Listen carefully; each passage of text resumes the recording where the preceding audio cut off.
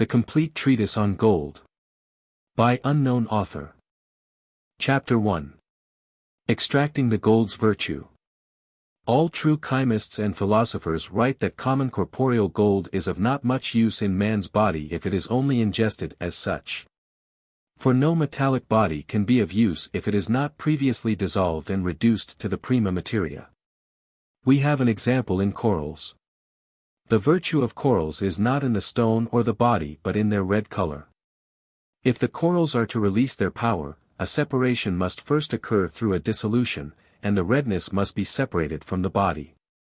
Tincture. The body is a shell which is left behind quite white, but the essence of the corals, which is quite red, afterwards perfectly accomplishes its effect in man's body because the obstruction has been separated from it, that is, from the stone and the body. Thus you should also deal with gold, silver, iron, lead, and other metals. If they are to bear fruit, they must likewise be separated from their bodies, that is, from their inner earth or slime, to allow their radical moisture to operate quite unhindered in man's body.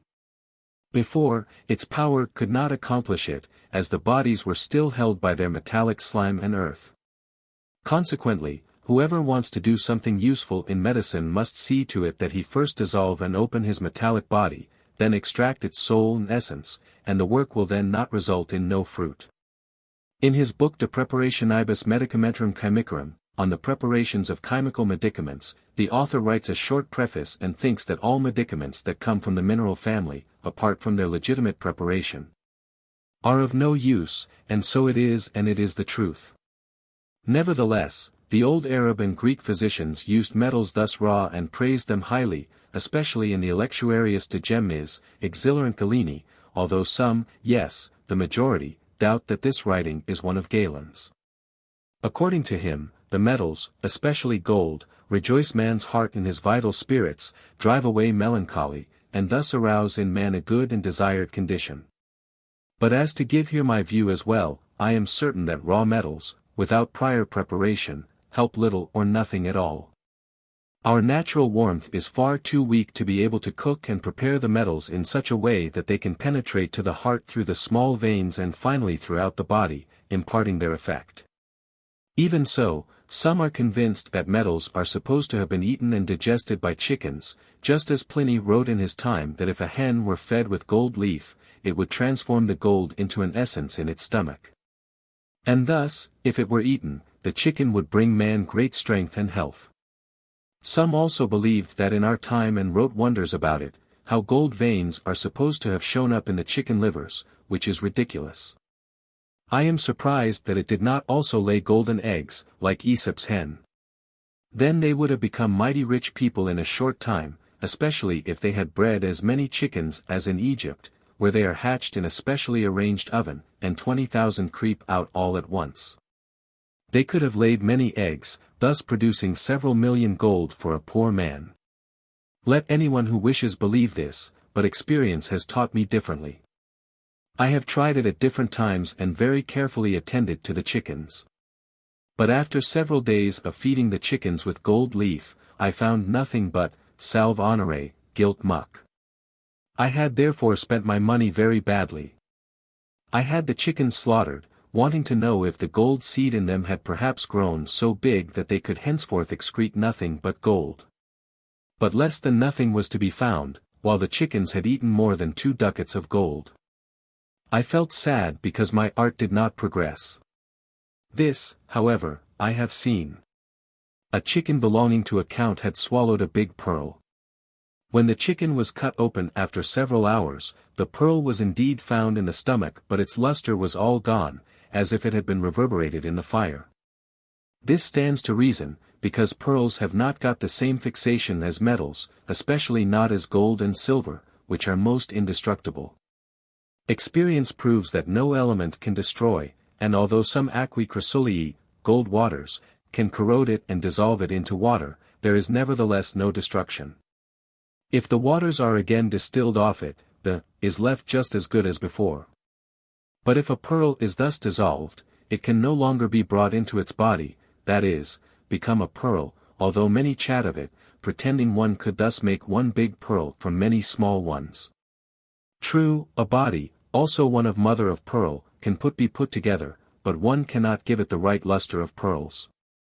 However, stays shining, also after its dissolution. I will admit, however, that gold did appear in the stomach of the chicken as if it had undergone an alteration, but it was in fact nothing except that it got ready for exit together with the other excrements. It seems so very incredible that gold veins have supposedly been seen in the liver. From where did those veins come? Either they allowed the gold leaves to move entire to the liver through the veins, or they had to grow out of the blood, none of which can be true. If the gold had been digested, part of it would have turned into blood and should have been communicated further to the other organs by the liver. If the blood had then immediately reversed into gold, it would follow that the whole chicken, which takes its nourishment and increase in weight solely from the blood, would have turned into gold. One could then have wished that he had had chickens as big as aurochses or elephants, then the gold of the century would have appeared in the world. I am also convinced that raw, unprepared metals are more harmful than useful to man. Because of their heaviness they enter the abdominal folds, mingle with the tartar, thus increasing the pain, as could be proven by many examples. Although I can remember that I knew a furrier in Weiss, the region of the Enns River in Austria, who, when he felt a discomfort in his stomach, got hold of some iron filings, ate a good amount of them and cured himself thereby. Matthiolus and Mizaldus also remember such meals and report that they agreed well with the people. True, there are good reasons for this, as iron is sooner destroyed than other metal. I would nevertheless not like to use it. For we cannot know what kind of a work nature intended to make of it, whether it was supposed to become a tree or a metal, which the farmer discusses quite well and reasonably in Arcanum Aperta Arcanorum Arcanisimorum. And also thoroughly instructs his disciple in it. Of the same opinion is also the luminous most noble Sendivogius, who philosophizes wonderfully and thoroughly about it in his treatises. True, it is certain and undeniable that if metals are to be brought into their essentials, they must be dissolved into salt, sulfur, and mercury. However, these are not the prima materia but the materia secunda ex prima orta, the second matter originated in the first. Of what use would it be to us if they were to revert directly into their chaos? We could not do anything with them. Nature, however, does with them as she pleases, which the artist cannot copy. For him it must be enough to stay with the predestined and predetermined materia, and to extract and prepare from it its true essence. But how that is done, about that all keep silent and do not wish to come forth. But if you do not have the prima materia of the metals, you will never radically open the gold, and this prima materia is the bolt before the door of many fine geniuses, preventing them from entering the shrine of nature. Dear Lord! How many have tortured themselves and tried to find this key, but they sooner died searching than that they found it. Many a man has been delayed by the name of prima materia, which he did not correctly understand, searching for a key that would bring into the prima materia or chaos. As I have indicated above, this would be of no use to me, but with the other materia prima I can afterwards make what I want. In this there is hidden a great secret, especially if one wishes to bring out the substantialia. When they hear of the principles, many believe that they will turn into a mercurius currens, liquid mercury, a special salt, and a separate sulfur.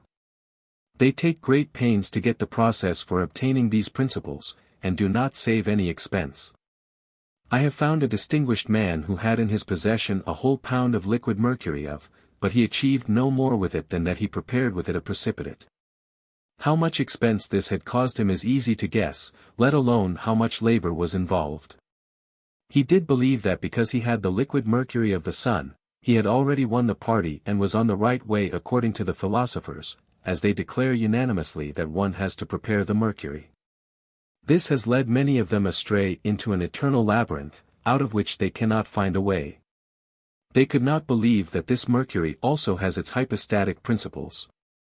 But the philosophical mercury is a simple body, and with it a mercury is made, as the philosophers say, fac mercurium per mercurium. Make mercury through mercury.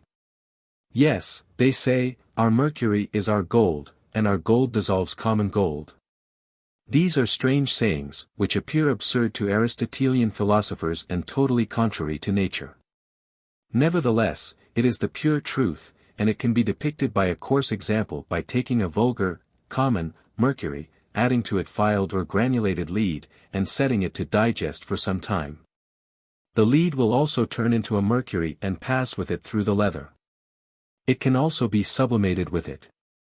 When some men saw this, they immediately fell for it and imagined that they were now holding the fox's tail and it could no longer escape. Thus they also undertook this processing of the gold, but their miserable work revealed how much they had been mistaken and that the writings of the philosophers are not to be understood superficially according to the letter. I must admit that at the beginning of my labors I had also believed that either vulgar mercury or at least the liquid mercury of the had to be infallible, according to what is written. Therefore, I tried to make the mercury of the with vulgar mercury. I spent a long time on it, till it went as quickly through the leather as common mercury. When I finally succeeded, the vulgar mercury and the gold were nevertheless left as they had been previously. And supposing it had turned into a liquid mercury, it would not have helped me because at that time I did not understand things better. But if I set it to digest and proceeded as the philosophers teach, various colors appeared, black, white, yellow, and red. Following the last, however, a ridiculous mouse was born, and I had nothing more than a precipitate for the French, vd. And other diseases. Therefore, I went away chapfallen. Without doubt, Papias' opinion is the same, just like the common erroneous view of most laboratory workers, because he tried to explain this dissolution by the example of the corals, which, however, does not fit in every case.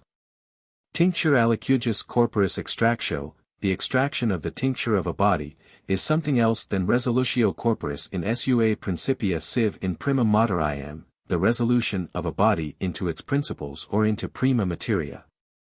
Regarding corals, however, it is true and certain that their best power is contained in the tincture and that the body is not good for anything, which is not just simply true.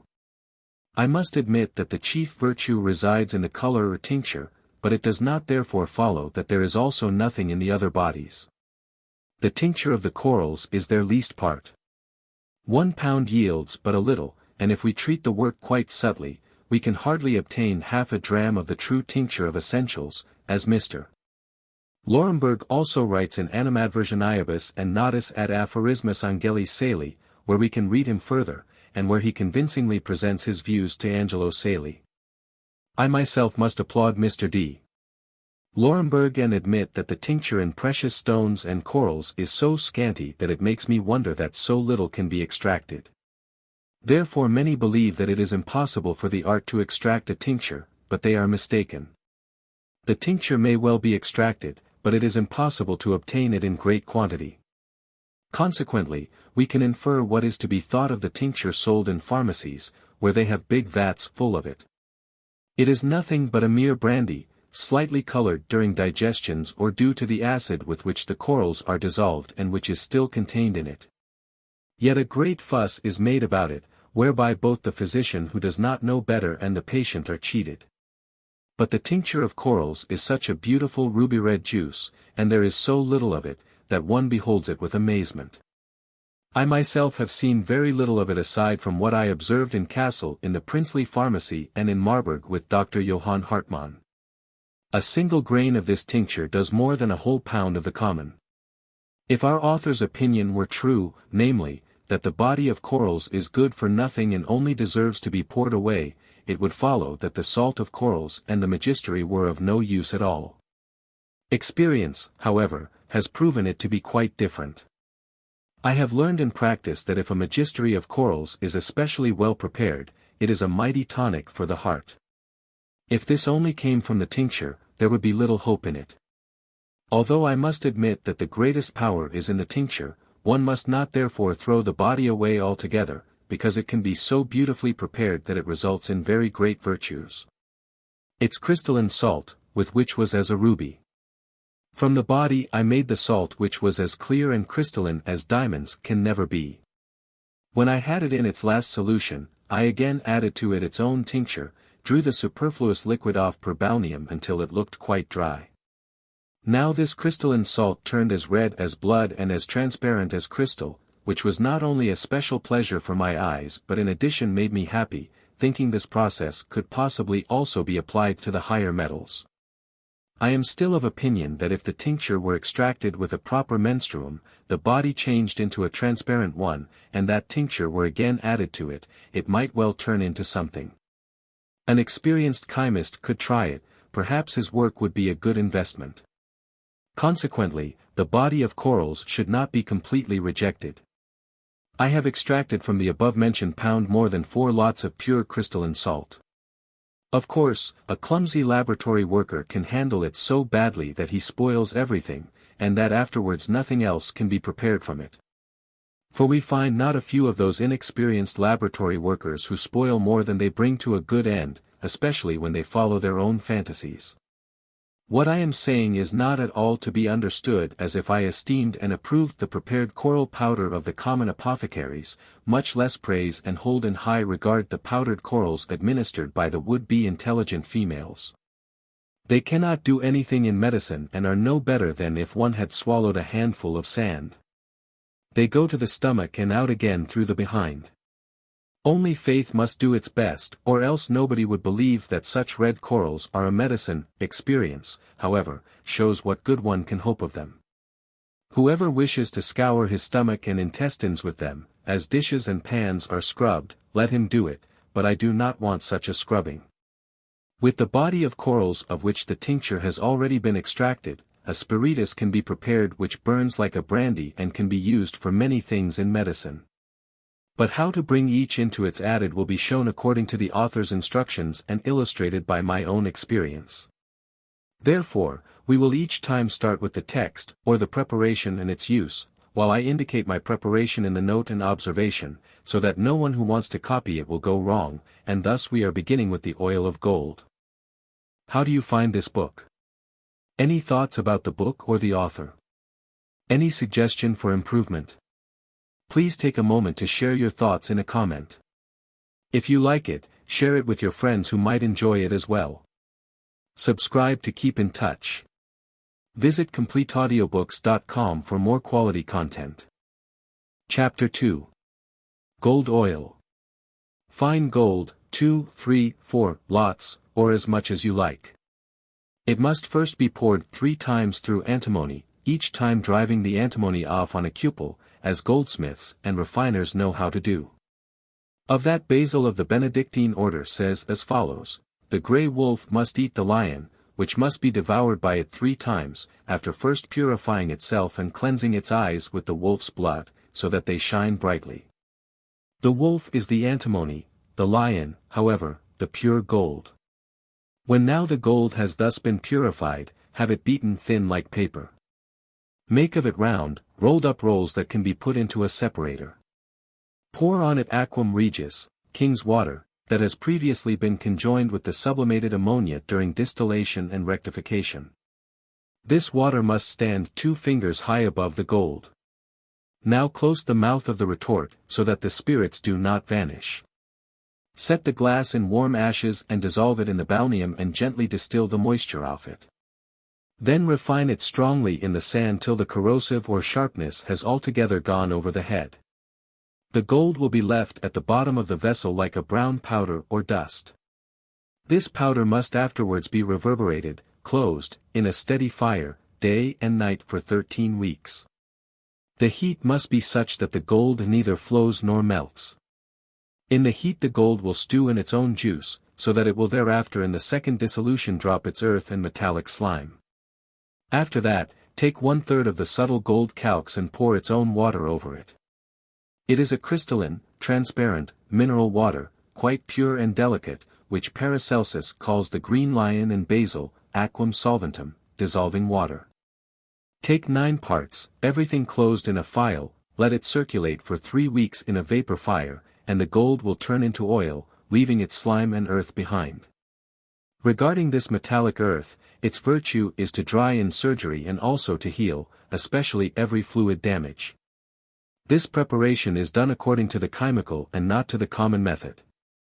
Aside from the rational soul, God has made no more wonderful creature than gold. It is such an excellent body that does not know anything of destruction from any element. Therefore it was called by the Arabs fortitudo omnis fortitudinis, strength of all strengths. But for a long time it had only been misused, and nobody could believe that God had enclosed a medicine in this wonder creature. The ancient Greeks only used it for the luxury of their life. This was only because they did not know the noble art of chemia, which can prepare it into a medicine. For this reason the Arabs reflected a little more deeply on this matter and discovered that in it there must lie a great power and a universal medicine. Avicenna, Geber, Arnold of Villanova and similar witnesses can be found now and again, which all goes to prove that gold is the very noblest subject in the whole world. This has not only been confirmed by the philosophers and physicians but its test and effect have proven the truth of what they stated. Just as the aforementioned Arnold of Villanova cured with it the king of Naples, who had suffered from lepra and restored him to full health. If I wished to name all the sick who were cured by gold, it would result in a big, immense work. Let those see to it how they can one day take the responsibility for writing against their conscience and negating everything the learned physicians have left in their writings and experience has proven true, of whom Aratus is not one of the least. He issued a public treatise or dialogue against it, and as nothing could be found in it but wrong assumptions and hypotheses, it is not worth answering it. Although he has already been refuted by many and his worthless arguments have been pointed out to him. Of such men the whole country is full nowadays. They do not wish to admit that there are such mighty virtues in gold and other metals, though experience has taught us differently. Those fellows can never answer for it, for they are doing violence to God and nature, while they should thank God profusely for this noble subject and not only use it out of greed, vanity, and arrogance, because it was not created for that purpose, but rather for the maintenance of man and his body which is subject to all kinds of diseases. In gold there is such a congenial combination of elements that it must incontestably follow that the very best medicine can be prepared with it, provided we ourselves apply us and do not begrudge a little effort. We could actually have patience with those people if they only kept their opinions to themselves, but they must be blamed for so greatly playing down and slandering those wonderful medicines before others. They speak of them like the blind man of colors, just as recently an old, otherwise quite experienced physician told me to my face that metallic medicines are pure poison. But when I asked by what principle he could prove it, he replied that they were altogether harmful to man because of their poisonous origin. I had to laugh and did not consider this reasoning worthy of an answer. I only said that no old woman would have so little intelligence that she could not refute that reasoning. Therefore it is totally wrong to revile and slander those noble medicaments, which they do not understand. Cardanus and Scaliger were also of that opinion. Nevertheless, Cardanus had to admit willy-nilly that he had seen an important test made with potable gold. Scaliger, likewise, changed his opinion after he got better informed. If only our cocky critics would do the same. Then many a man would work harder in this work than he does, and many more secret things would be revealed which stay unpublished due to the slandering. True, it would be unfair to stick all arcana on the nose of the ungrateful world. Therefore the true philosophers have not without reason depicted gold by a circle with a point in the center, thereby showing its great perfection. They also compare it to the heavenly sun, for just as the sun refreshes all sublunar things with its heat, so gold likewise refreshes all human organs, especially the heart. And just as the sun is the king of the planets, so gold is the king of metals, and the heart is the king among the human organs. These three have a great affinity for each other. Only the external look of the gold rejoices the heart of the misers, and in order to obtain gold enough they are using all kinds of means, also against their conscience. They often resort to such means as cost them their health and life, and they do not pay attention to it no matter how great the danger may be. Now we will turn to the preparation of aurum potable, potable gold. A great deal could here be said of the true potable gold, and there is hardly any chemist, yes, hardly any common laboratory worker, who would not know a special and secret preparation. In addition, many a man utters such nonsense that one must rightly laugh at it, and we can now and then also read about such fantasies. Yet all are very much mistaken, just as I recently saw someone who wanted to prepare potable gold with ear wax. Regarding that, I think it would have been much better if he had taken monkey wax. Then, someone tried to make potable gold with pigeon dirt, but it remained gold as before, and the dirt also remained what it had been. There is indeed nothing in the world so crazy that one does not find people who dare process it to gold according to their fool's head. They boast a great deal about it, but finally the unhappy ending shows up their foolish beginning. This is certain and true. Gold may be prepared as anyone wishes, without the universal menstruum of the ancient ones. It is yet not the ancients' aurum, for their gold is a different gold. I can imagine that Basil Valentine means antimony by the term grey wolf, much less Paracelsus. Although many call antimony the grey wolf, it is only to be understood figuratively and is only enigmatically true. Is it that antimony, or the grey wolf, refines gold and adds a beautiful luster to it? But how does it help the philosophical work? For all philosophers admit unanimously that their gold is no common gold. Yes, their gold dissolves gold. If then it is not common gold, how can it be processed through antimony? Common gold is dead and powerless, unless it be dissolved through the prima materia out of which it was born, and be born a second time. Only then will it really become philosophical gold and aurum potable, a small dose of which can drive away all sicknesses in a short time. Yet this must not be understood as if I wanted to deny all the gold's virtues. No, because experience proves that common gold has mighty effects in many sicknesses. The gold of Hermes, however, and that of other philosophers is a medicine that cures all sicknesses, no matter where they come from. Like fire it penetrates the whole body, cleansing it of all superfluities and restoring it to the highest degree of health. Whoever achieves it is extremely happy. On this preparation many tons of gold have been squandered, while nothing has been accomplished except thereby learning to distill a little. That is why artificial furnaces, instruments, and glasses have been invented, so that, if the ancients were now to raise again and see them, they would not know for what purpose to use them. It is undeniable that the art has advanced so much that Hermes himself would be surprised and could not do what modern artists do. But this is what we are lacking, that we can nevertheless not achieve what they knew, as we can further read in Sendivogius. Without doubt, in his Liber de Tinctura Physicorum, Book of Physical Tinctures, Paracelsus understands quite a different green lion than the author imagines. For it is not born in the general manner of lions but appears ex sputo luni, out of the spittle of Luna, which was likewise invulnerable. The philosophers have written entire books about it. Especially in the Rosarium it is often said that there are three things that do the work: Leo Voridis, green lion; aqua foetida, evil-smelling water; and fumus albus, white steam. This green lion has made many men crazy, nam illa viriditas vertitur in aurum nostrum, for that greenness changes into our gold.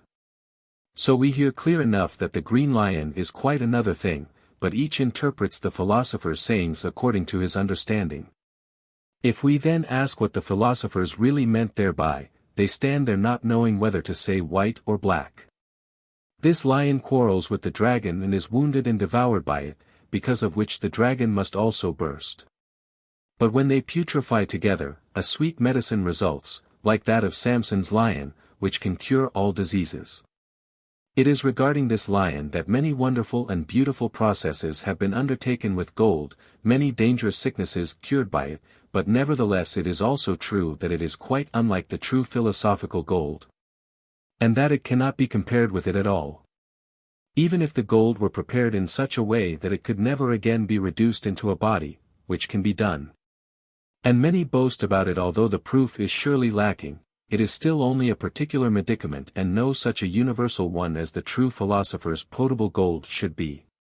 Thus all philosophers say that their gold is not yet corporeal or in a metallic body, either by nature or through fire, but that it is soft, does not resemble gold either in substance or external form. And that it contains its own water by which it is dissolved without the addition of anything else. This water must never be separated from it but stay with it forever, and it is coagulated with it. These seem to be sheer paradoxes, but in truth they are pure apodictica and no fantasy, as many may think they are. For the water of the philosophers is also their gold, which dissolves and coagulates itself, also their only menstruum acetum acerrimum, most acid. And not the spirit of wine or another corrosive water as Augurellus understood Lully's solvent water or mercury, when he wrote about in Lib. I. Chrysopoeia. Whoever does not find these properties in his gold is no doubt far from the right way and cannot hope for a good ending of his work, may he labor as hard as he likes. For gold is water and yet is none, but it can easily be turned into water if the artist wishes. Many a man might think that these are odd notions, namely, that the gold of the philosophers is simultaneously their menstruum, solvent water, and mercury, and yet it is the pure truth. It can and must not be otherwise, anyone may believe it or not. Aside from this, the highest truth remains that if its own water does not remain with it, the gold is worth very little. Many will think that that must be a strange gold that can dissolve other gold. Yes, it dissolves itself, and it is the dragon that devours and revives itself. It is the phoenix that burns itself and rises from the ashes much more beautiful than before. For if gold is sown into its field, it grows and multiplies itself, bringing 1,000-fold fruit for the maintenance of man's life. But where this water can be found is kept very secret by the philosophers. They say that it must be fetched from India. True, it is easiest to get it in India, as the best gold mines are there. Experience has shown us, however, that an Indian crow brought this water to Germany in its pouch and poured it on a mountain. Thus a fountain is said to have sprung up from it which provides enough of this water, and at present it is as easy to obtain it in this country as in India. One has to be careful, however, to find the right fountain, as there are many other fountains around it that contain poison. The water is precisely of the kind which Pegasus, a winged horse that caused the stream Hippocrene to spring from Mount Helion with a blow of his hoof, beat out of Parnassus with its hoof. Or which the mountain Astacris in Arcadia, typist, please note that it is Arcadia and not Acadia, pushed out of a rock and which cannot be kept in any other vessel than the horn of a horse. Each may reflect himself on what this strange water may be. Let it suffice to say where this water can be found and what qualities it has. And I will add something one has to carefully note about this water and by which it can be recognized: it lights and burns itself, simultaneously burning the gold. This may well be the fiery means whereby Moses burnt the golden calf to ashes and gave of it to drink to the children of Israel in that water. If you cannot find this water which burns itself and turns into red ashes, you may surely believe that you will achieve nothing in this secret. It is gold and at the same time water and fire. It is hot and cold, like Jove's harmonious fountain, moist and dry, it wets and dries again. True, the author thinks in this process that we should pour our own crystalline mineral water on it, but he does not indicate what kind of water it must be, or if gold contains in itself, or if it is to be obtained from another source. Many have been laid astray by this water, so that they achieved little with this process. Even if they had obtained this mineral crystalline water, which is made by two different processes, and had added it to the gold, it is yet not the right handle and the right key for opening this strong lock and house. Even if it were broken down ever so subtly into its atoms. For as long as it is not processed in such a way as to be dissolved into its prima materia, it is not the true philosophical dissolution. The author's mineral water will never accomplish this, even if it were left mixed with it in the digestion till doomsday. It does not do anything the gold except that it gets calcined. Finally it separates again from it, which the philosophical water never does, as has already been said. If it has once mingled with gold or silver, it cannot be separated from either in all eternity. Both become one single water, the water of life and health, rendering all creatures fertile. It is like the water in the country near Suessa, town in Latium, which renders those fertile who drink of it, be they men or women. If, on the contrary, a woman, cow, dog, or sheep drinks of the river Aphrodisios, it makes them infertile. This water, however, also makes old withered trees fertile again, if it is poured to their core through a hole drilled into them and the hole is again tightly closed with a plug. The author instructs us to let the water circulate with the gold for 3 weeks, but before doing so it has to be reverberated for 13 weeks, which is a long and tiresome work. It is also dangerous, as in reverberating we can easily overlook that it flows back again into a body, when a great deal of calx is produced. If this happens, the previous pains and labor are totally lost. Therefore I cannot advise any beginning laboratory worker to spend much time and work on this process. Reverberating requires much labor and coal. He may well think that this process is quite philosophical, but it is as common as the others that are now and then found in the authors of books on alchemy. Of those processes Ulstadius has many in his work Colum Philosophorum, the heaven of the philosophers, from which one can take some, just as Libavius has compiled a whole hodgepodge from other authors. Likewise, D. Andreas Brentius, though the works of Brentius must not all be despised. They contain very fine manipulations which I myself have used in part. Before this, I also prepared it according to the author's instructions. When it was ready, I finally coagulated it. The mineral water of which he speaks evaporated, leaving me only a fine subtle gold calx which I added to silver in flux. It tinged it into gold, but I had little gain from it as I obtained no more gold than I had used in the preparation. Pains, labor, aqua regis, and other expenses were lost. Nor could I tinge with it as the gold had not been radically opened, much less perfectly. In that condition it cannot give more to its needy neighbor than it has itself. If, however, it had entered its mother's womb a second time in a good Nicodemic manner and had been born again, it could have brought fruit 100-fold, as Sendivogius expressly writes in his Allegoria, at the end of his 12 treatises. Many indeed read it but the least number of them understand it, believing that if only they could bring gold into a liquid form, they would have a tincture. Yes, they may well get a tincture but it is no good, and the artist will not be able to get rid of his hunger with it.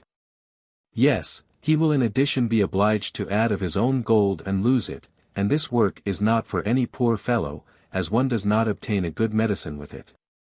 But whoever hopes to get rich thereby is greatly mistaken and is led astray. I, too, was struck in this error at the beginning of my laboratory work and believed the dissolved gold would immediately become the philosopher's stone, but what I did get is not worth boasting about. Even so, I learned many a good thing from it by experience. Nevertheless, it is not to be despised completely. It is a rudimentary beginning and the proof that the transmutation of metals is no poem, as many pretend, or that it is the devil's work. They shout so much and so loud about the transmutation that it would not be surprising if the whole world had become deaf from it. This, however, is done without understanding, because they speak according to their lights and believe that because they do not succeed, it is also impossible for others. It is and remains indeed a genuine art, whether you or I know it or not. I have seen with my own eyes, at 2 different places, how to transform tin into good gold, and in great quantity.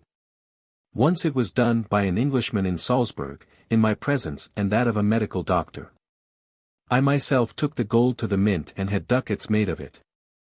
It was not only gold to all appearance, as the sophists are used to make, but the stablest gold in all tests. After that, I saw such gold in Italy, in a convent where a monk transmuted 2 pounds of lead into the best gold by means of a few grains of some red powder. Whoever does not wish to believe those experiments, let him read Hogeland, Elias the artist, and others. Then the light will shine into his eyes, unless he has no eyes like the moles.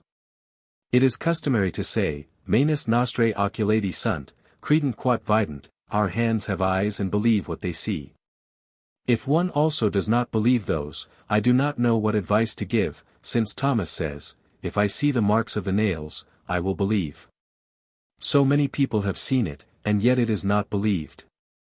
Such a person must have a stubborn coarse donkey brain, not worth looking at a sincere philosopher, far less speaking in conversing with him. The height of ignorance stays in front of those fellows' eyes. And although we tell them ever so often that so many proofs have been given at various places, and that gold is still there at this moment, they will nevertheless say that it was not natural but was done as a work of the devil who, they say, did some bedazzlement, thus cheating people. Yes, those fellows may well have been blinded by the devil, rendering them incapable of seeing what wonders God has put in nature. And this objection is not valid, that God alone can change nature. That is indeed true and will remain true. To this one should reply that the philosophers do not alter nature in the least, for then it would follow that an ox would turn into a man into a wolf, as happens with the lapse through sorcery. They only remove the accidents of the metals to be transformed, as they differ not by species but solely by their accidents. This is mighty thoroughly discussed in Quintessence contra Albertum. What is lacking in my treatise, the kind reader may discover in that work. I only touch upon the truth in a few words and prove that the transmutation of metals is true and has its foundation in nature. Of course, I do not wish to force anyone to believe me. The art remains true irrespective of whether you believe in it or not, and by your not believing it is neither bawled over nor destroyed. Now then, as we do not deal expressly with it, we do not wish to stop further at this but return to our process, examining our potable gold more closely and seeing how we can usefully apply it as a medicine. We will also consider how it can be separated without danger and be liberated from the strong fetters in which it had been caught. As God has closed it so tightly, a mighty treasure must doubtlessly lie hidden in it, and to prevent thieves from robbing it and causing damage with it, the Lord God has preserved it so carefully. And it is rightly called lilium inter spines, the lily among thorns. In the vegetables, plants, there are no such great virtues. Therefore they have no such strong fetters. Experience shows that they rarely retain their powers more than a year. Then their virtue evanesces, as may be seen in old seeds. Then their multiplying power is extinguished, and such corn never rises and brings fruit. Gold, however, and the higher minerals never suffer, and if gold were to lie for 1,000 years in water-rotten earth, it would not lose any of its power. Likewise mercury. Acrid fumes do not harm it much, but it passes through them like a brave hero, without detriment to its capability, not heeding any danger. This cannot be said of any vegetable, be its name what it may. It is solely the right key that is lacking, and this key is also the bride for whom one dances. Whoever finds this key must fervently thank gold for it in his heart every day, for he will possess everything his heart may desire.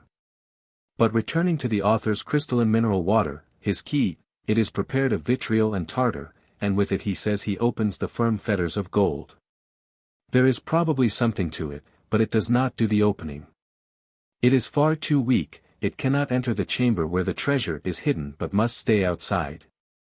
But this it does, it makes the gold very subtle and turns it into the very finest atoms, so that it can thereafter be made potable and its enormous virtues can be extracted. This is not done by the crystalline water alone. There exist various other menstrua to achieve it, as will be shown in the following process and my notes. They will accomplish precisely what the author's water is supposed to do, and this process does not require as much time in reverberating and digesting, consequently will save much expense. And you are not struck with any one author's process, especially as you have understood from the discussion led until now that this is not the kind of menstruum of which the philosophers write. I esteem them equally highly, you can use one or another, but nevertheless it cannot be denied that one is better than another. One is much easier, more akin to human nature, and not so corrosive. The sharp corrosive spirits mix so much with the gold that they cannot easily be removed, as I have already indicated. It happened to me myself that I could not remove them by any means except through reduction. Those menstrua I say that you should guard and beware of, for they spoil the good and turn a tyriac into a poison. Consequently, gold cannot be taken into the body without danger, of which Penotus also reminds us and warns us against, saying, if the gold solutions to be put or dripped on silver, they must be red and not black. Which the common solutions nearly all are. They are not to be despised or discarded, as Quintessence also requires, just as other chymists whom one should rightly follow. I must relate that I recently saw some clear water at a friend's. It transformed filed gold, not dissolved in aqua regis, into a blood-red liquid through a good digestion. After it stood in digestion for 1 month, the water disappeared and the gold rose in the glass as if some fermented paste were rising, which was a pleasure to see. When it was given stronger fire afterwards, it settled down again, and the glass looked as if some gold leaf had laid in it. Nothing rose any more. It was fixed and stable. My friend opened the glass and weighed it. It had increased in weight due to the menstruum. He poured some more of the water over it and set it back, closed, in digestion. The gold united again with it and was as red as blood and quite fireproof. When it was taken out, I took 2 grains and put them into a glass of warm wine. It dissolved very quickly and tinged the wine blood-red, which was amazing to see. The wine became somewhat sweet from it. I am of the opinion that if ever a right tincture was prepared from gold, this was it.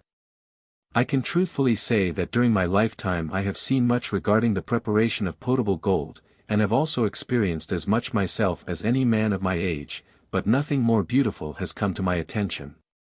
One could not notice any suspicion of any corrosive in the menstruum, but it was quite pleasant in taste, almost like wine about to become somewhat hard.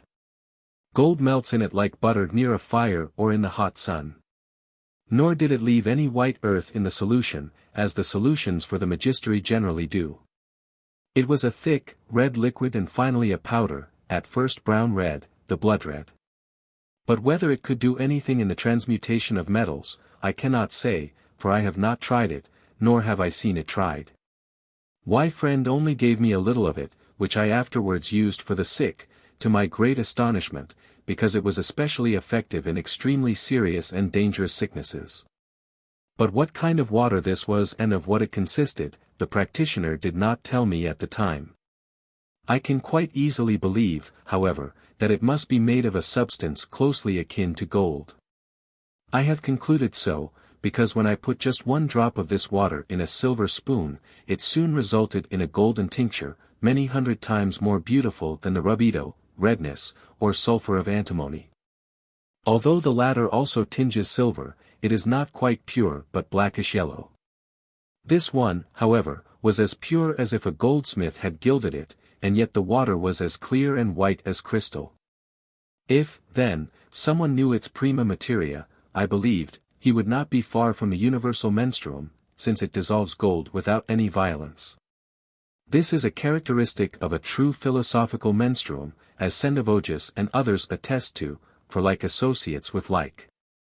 Although he was otherwise my great friend, I could not persuade him to entrust me with the composition of this water. When I asked him about it, he always replied that I had seen enough, and if I opened the eyes of intelligence just a little, I would certainly find it and know what qualities it has. They would show me if I was right or wrong. If I had been smart, I would secretly have made a projection to try if this tincture was also effective in the tinging of metals.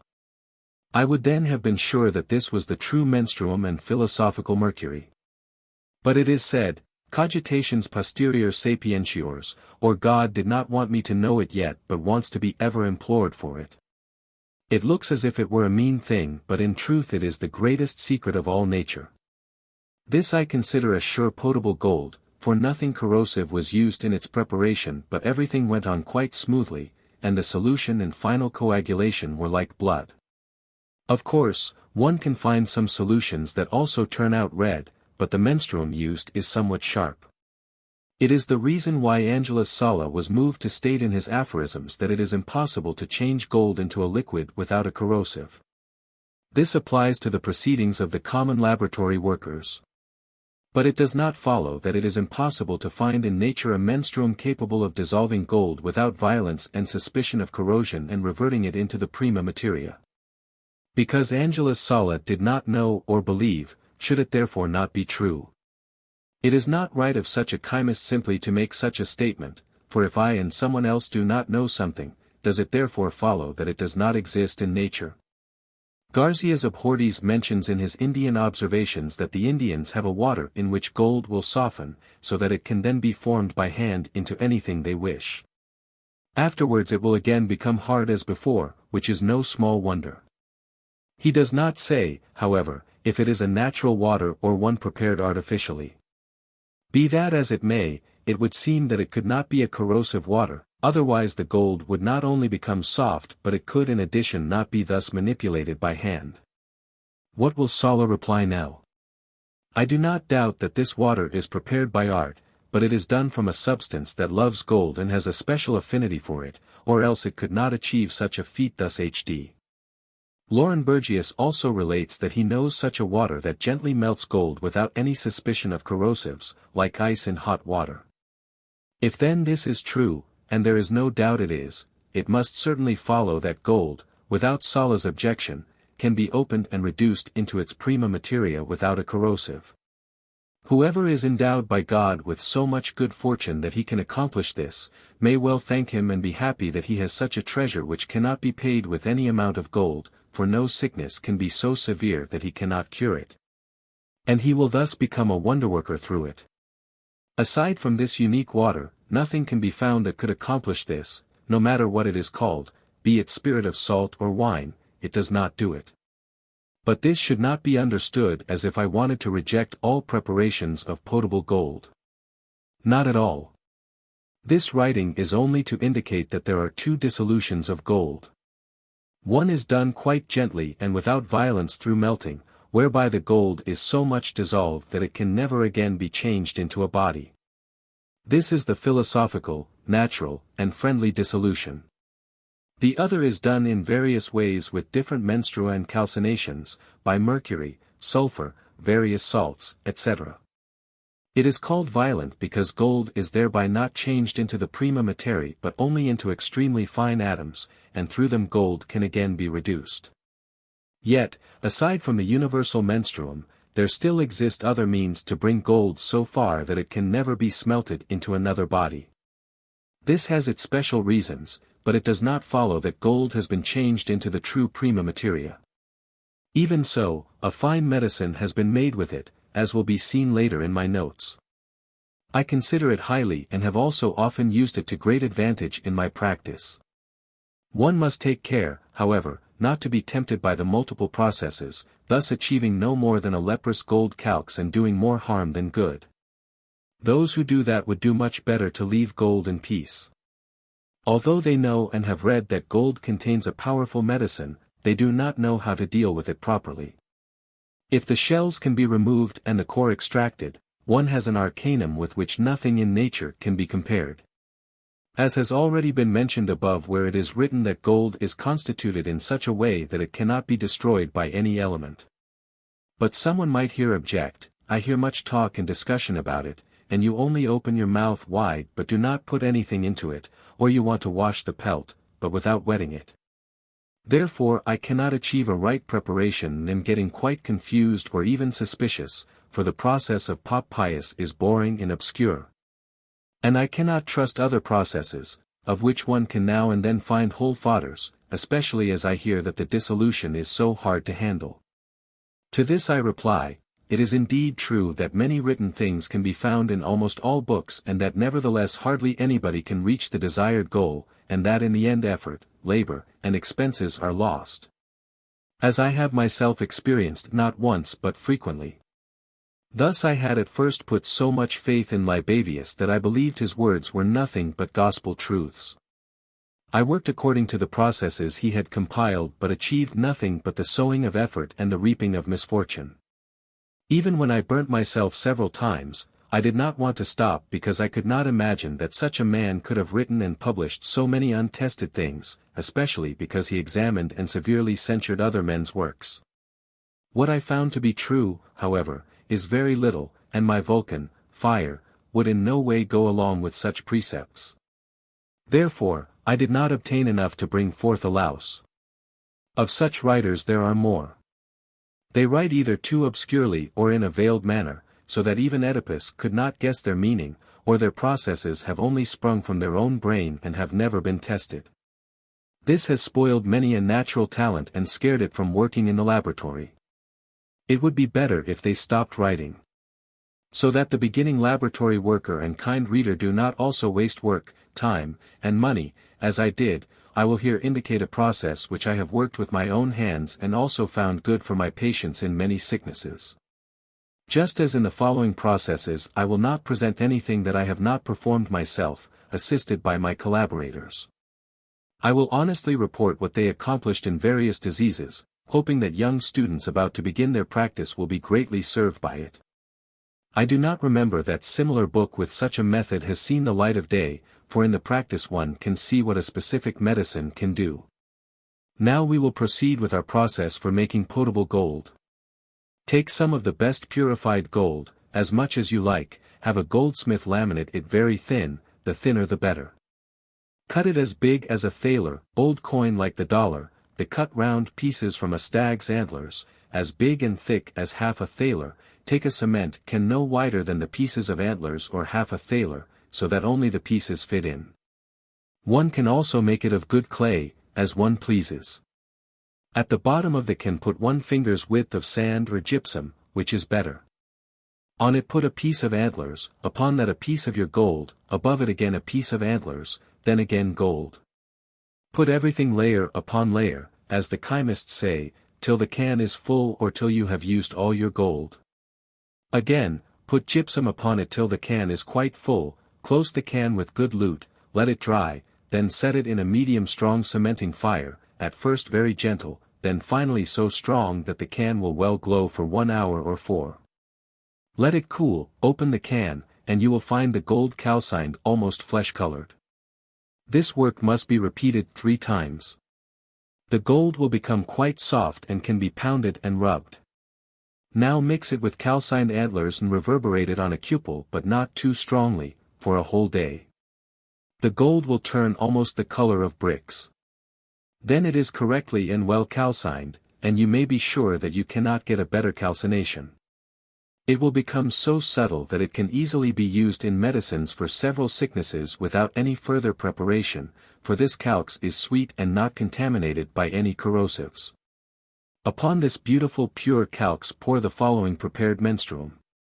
It will extract its tincture in a few hours like blood, leaving its metallic slime behind. Pour the menstruum off, pour fresh one upon it till all of the tincture is extracted and nothing but a dead earth is left. Nor is that to be thrown out, because it has a special power for drying and cleansing all discharging damages, so that they heal all the sooner. Distill your menstruum down to dryness through sand, and a purple-colored tincture will be left in the glass. Upon that pour a good spirit of wine. How that is to be correctly prepared will be found further on in the treatise on tartar. Better, use some quintessence of salt. How to make that will also be taught under its title. Set it close to digest and it will extract a yet purer tincture. Distill the spirit of wine to half, and you will have a wonderful potable gold. Or, if you pour some quintessence of salt over it, you can leave it such as, without distilling it and use it as a medicine, because the essence of salt is by itself a fine medicine, also without gold, as will also be shown in its proper place. Even if this potable gold is one of the best kinds there are and does its share with glory in many sicknesses, it can still be processed higher, so that 1 grain accomplishes more than 10 do otherwise. Although this preparation looks bad, it is quite philosophical, and as can be seen, does not contain anything corrosive.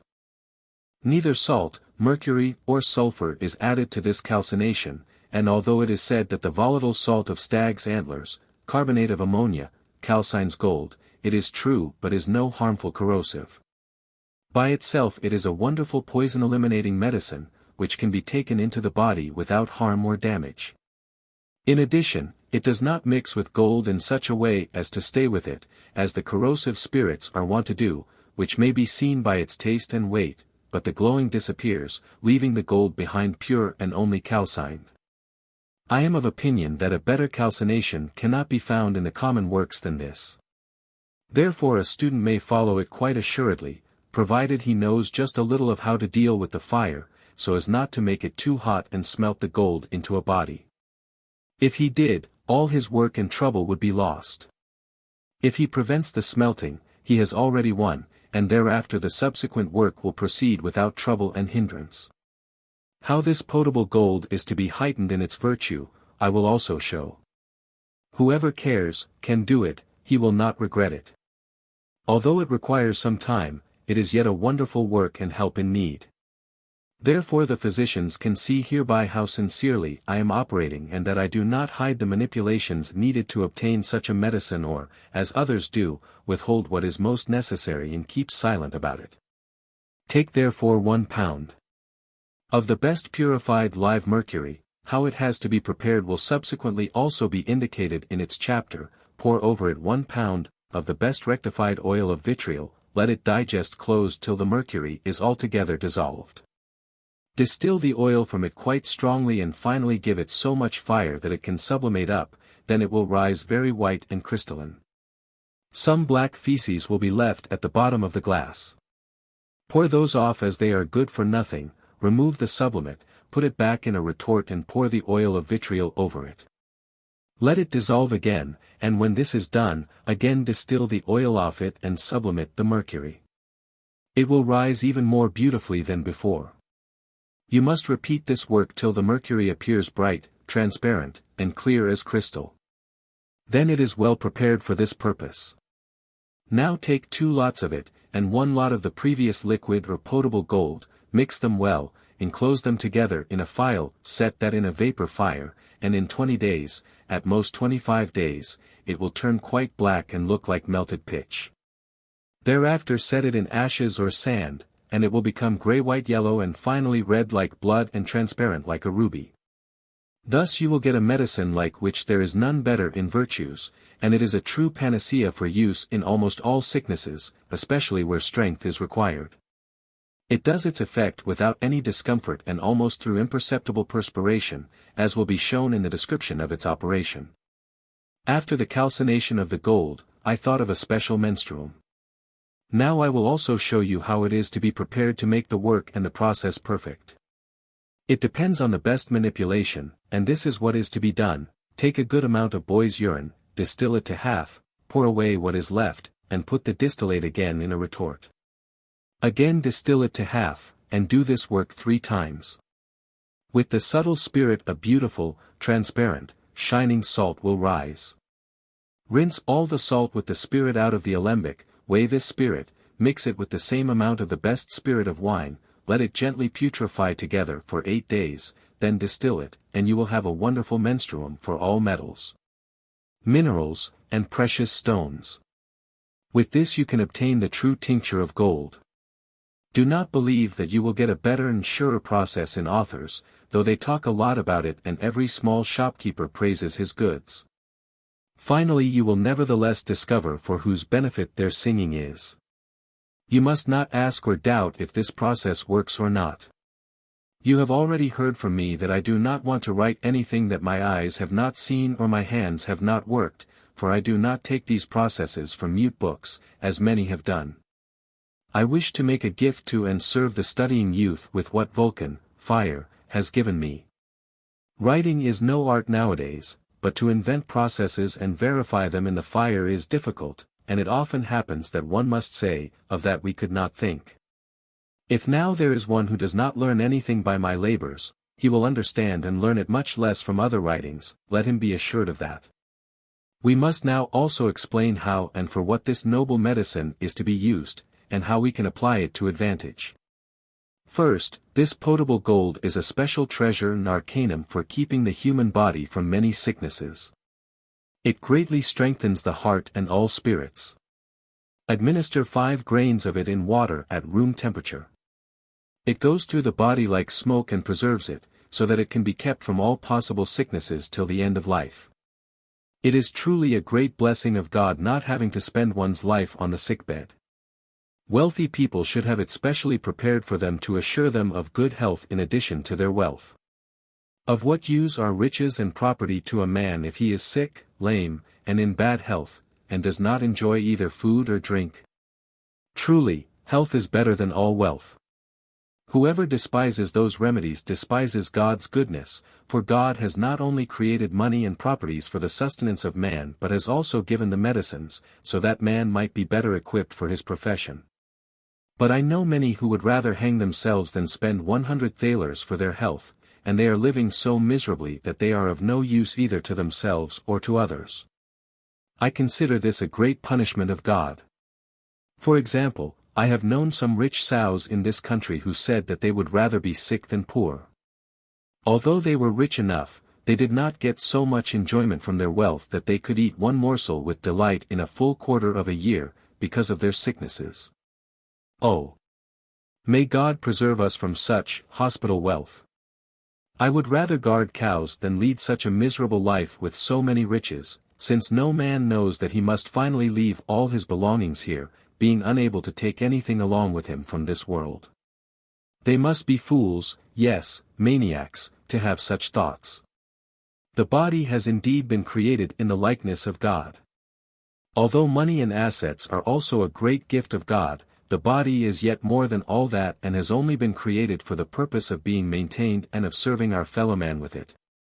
Whoever then wants to end his life in good health till God calls him, can achieve it by this arcanum and frequent praying to God. It is a special medicine for the stroke which it helps enormously. It does not put the physician to shame, unless the stroke affected the heart immediately and finished it. Otherwise, if there is still a little hope left, it does its work amazingly well. I tried it for the first time on a noblewoman in Polten, Austria, and found it to be good. There lived a noble widow who had a sanguinary complexion and was full-blooded. She fainted at dinner, fell over, let hands and feet flop down, and began a death rattle. Her attendant saw that it was a stroke. Just at that time there was no physician in town, and as I had some business with her von Gross in Wald, which is located not far from the town Polten, the patient servant at once came there and asked Frau von Gross for advice. She immediately left to see the widow, and I accompanied her. When we arrived, we found that she was lying there without consciousness and movement, rustling all the time. I opened her mouth with a wooden instrument and poured some of the potable gold into her in some water of lilies of the valley. I sat her upright and gave her the dose once more, seeing to it that she kept it down, which was the case. Meanwhile, I had her rubbed very strongly with towels. After about half an hour she moved her eyes. I felt that the spirits were ready to return and put some sneezing powder made of lilies of the valley and tobacco into her nose through a quill. All at once she began to sneeze and opened her eyes, but she could not yet recognize anyone, nor could she speak. I now took some Tyriac, mixed it with a few drops of this potable gold, and after again opening her mouth with the instrument, I coated her upper palate with it. This I did once every half hour, and thus almost the whole night went by. Toward morning I again gave her 6 drops in water of lilies of the valley. Thereafter she became alive again, in one instant so to speak, at the surprise of all present, although she had trouble lifting her arms. I put some more Tyriac on her palate and opened a vein for her in the morning. Her blood was so thick that it could hardly get out of the vein. She felt increasingly better and also began to speak. I had the following decoctum made for the external members and had her rubbed with it. Anti-stroke. Decoction Rx Rad Aronis Perethri. Enyali Camp. A. J. Lot. Urticai Minor, G. Lot. Castorihi Miri Rub. Mastishizan. J. Lot. Aloe Suctrini, G. Lot. Piperis longi, G. Rosa Marini. Salvia cut. N. G. Lot. Flor. Lavendel, G. Lot. Botch, Juniperi semirucayan. G. Lot. I had these boiled for her in white wine and had her arms and legs vigorously rubbed with it. She recovered thus her health in 3 days and lived thereafter hale and healthy for a few more years. I had to leave 1 or 3 doses of this potable gold with her which she was going to keep as a special treasure and use only in case of emergency. Afterwards, everybody wanted to know with what I had cured this dangerous sickness. I could tell of more such cures, but one is enough. I only relate this to show what potable gold can do and how it was applied, so that a practitioner can do the same in a similar case, unless special circumstances require a different procedure. It is therefore not without reason that I describe and report the circumstances so carefully. If one requires a strong tonic in epidemic diseases, such as in pestilential and spotted fevers, it can be this potable gold, for it not only strengthens the heart powerfully but also drives the poison out through perspiration. Thus it cleanses all the blood of infection, as I have experienced in many places with many persons. When in June and July of 1613 there was a strong outbreak of the pestilential fever in Morea, also called Peloponnesus, in the town of Modin and other places, including Candia, and people frequently died of it. I and my traveling companions survived and preserved ourselves from that poison with this potable gold. I have also cured many Turks of this sickness, which afterwards was greatly to my advantage in the course of my peregrinations in Oriental places. Because of it, I received good recommendations from one place to another, so that I could promote my planned travels and finish them the sooner, as I was not only escorted safely but also made some honest money thereby. Whoever, therefore, is infected with such a contagious disease, let him not wait but take 7, 8, 9 drops of this potable gold in some spirit of citrus fruit. It will immediately cause the perspiration to flow and bring peace to the heart. As a prevention, take 5 drops early in the morning, once a week, and thereupon perspire a little. Those who have no spirit of citrus fruit may take it in a little wine. It is an excellent remedy for palpitations and chlorosis, which mostly trouble young girls. Nothing better can be found in nature, as it does away with the complaints in a few days. Some time ago, I cured a young girl of 14 years in Leipzig. She was so greatly troubled by this sickness that she could no longer walk through her room. I did not give her more than 3 doses of 6 drops each time, in extract of balm. Her symptoms disappeared, her menses occurred, and thus she recovered her health. It is an excellent remedy for activating the menses. To such persons one gives, for days before the new moon, 5, 6, 7, 8 drops in either extract of balm or extract of saving, red cedar, juniper. If necessary, the body can be cleansed with the common purgatives. To do this, there is nothing better than the following pills. As a special arcanum, they remove the obstructions of the uterus, and not many like them can be found. Special pills. For the menses. RX extract, X Bacchus Lori. Sabini. Flor. Centaur. Min. Calendulaeon. G. Lot. Solus Melissae Sabinian. J. Lot. Olei Sabini J. Lot. Borac. Venner G. Lot. Croci Orient. Massachusetts Pill. Aloe Fang. G. Lot. Fiat Massa Pilularum cum oleo cinnamoni. For the pills. Of this one gives morning and evening 1 scruple in one go, at the usual time. This composition is recommended for everybody. Following this, one gives the potable gold. It is said that wealthy women have these 2 arcana in their family medicine chest, enabling them to prevent many a misfortune. It is indeed put so clearly before their eyes that they cannot go wrong. In the case of a difficult birth, I know nothing better. It does not only accelerate the living birth but also the still birth and the afterbirth. At this one might be surprised.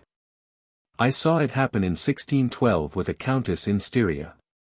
She had been in labor for 3 days and as a result was exhausted.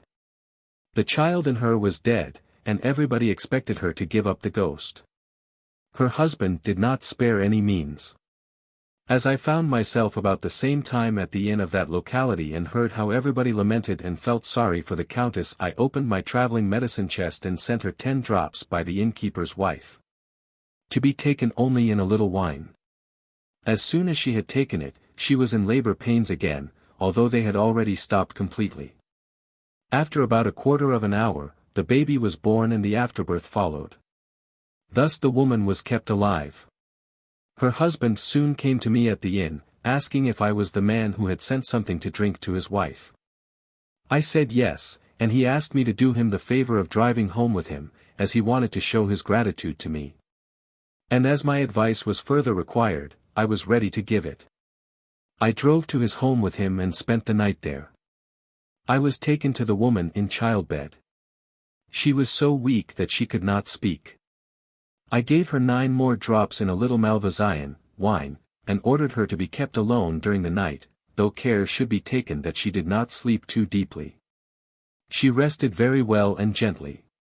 When she awoke toward morning, she asked for me. I went to her and she thanked me, saying that next to God I was her life's extension. She begged me to stay with her for 8 days, but as my travels did not permit it, I excused myself. Then she pulled a diamond ring from her finger and gave it to me.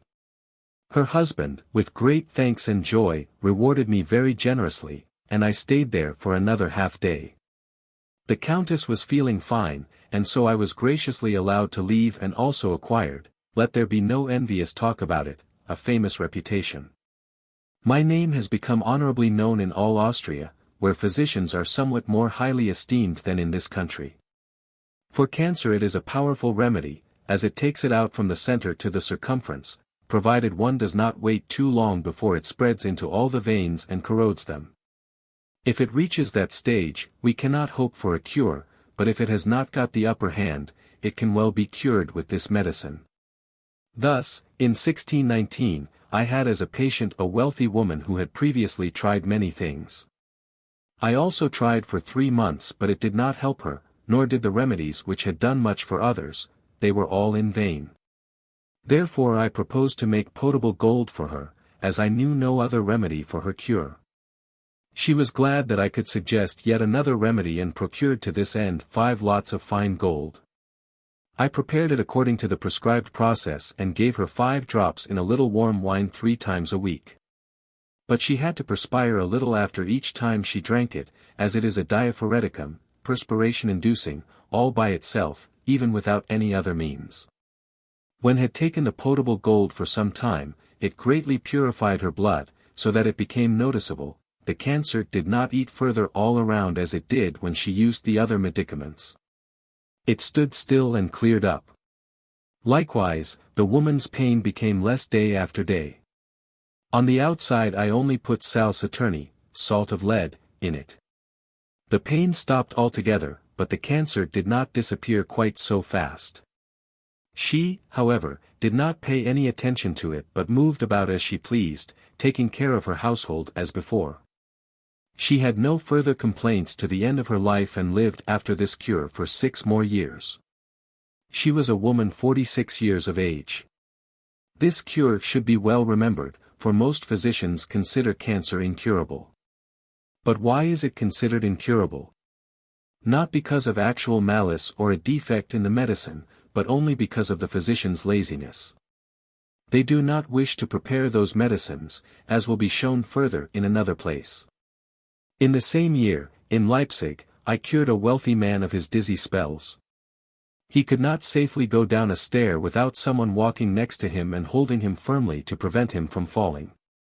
This was so serious that he once fell from his chair. Because of his frequent dizziness he was afraid of a stroke. To him I also gave this potable gold, but only once a week, and I prescribed for him a solution with which he had to wash his head once every 8 days. After the washing, I also prescribed for him a balsam which he had to rub on the upper spinal cord, both temples, his nose, and nape. In this way he was cured of this sickness with the help of God, at the age of 55. The solution, however, was prepared as follows. Rx, rad, peony. Caryophyllate. Sidorian. J. lot. Flor. Primuli veris. Lavengeli. Tilii. Anthos. Rosar. Rub. N. G. Lot. Fal majoran. Roses marin. Malissi. Lori. Salvian. J. lot. Thuris opt. Succinium J. lot. Everything to be boiled into a lixiviate. With this he had to wash his head and quickly dry it again at a coal fire. The balsam was prepared from the following oils and used as written above. Rx olei mosh. Per expression, facti G. lot. Destil. Benzoyne caryophyll. N. G. Lot. Rosar. Cinnamone citrion. G. Lot. Majorin. Rudi. Succini albion. G. Lot. Moschi. Ambri gris. N. G. Lot. Ladani opt G. Lot, to be mixed according to the art to prepare the balsam. This balsam can not only be used to great advantage for dizzy spells but also for strokes and other serious head disorders, as will be further reported in another place. If you wish to use this potable gold for the maintenance of your health, take 8 drops within 14 days in a perspiration-inducing liquid, and perspire somewhat thereafter. It is always better perspire a little after taking the medicine than to use it such as without anything else, for in sweating the blood is cleansed and everything impure is eliminated with the perspiration. Children, however, must take it only once in 4 weeks, and only 3 drops in one go. Likewise those who are over 50 years of age. Those who are over 60 can use it once in 14 days, because in old age bad moistures collect which must be driven out. In this way man can be kept hale and healthy to his last hour. I knew a winegrower in Croatia. That man was 136 years old, at least, as he told me, and looked like someone about 60. He had a grandson whom I also saw, aged 72 years. He admitted that as long as he could remember he had never been sick, because he still tended to his vineyards in his great age, was hoeing there, and did all his work as well as a youngster, and not even one finger was hurting him. He related to me many stories of the Turks which had taken place in Croatia, and the man had such a remarkable memory that I could not wonder enough at it. I asked what was the reason that he had grown so old and had always been in good health.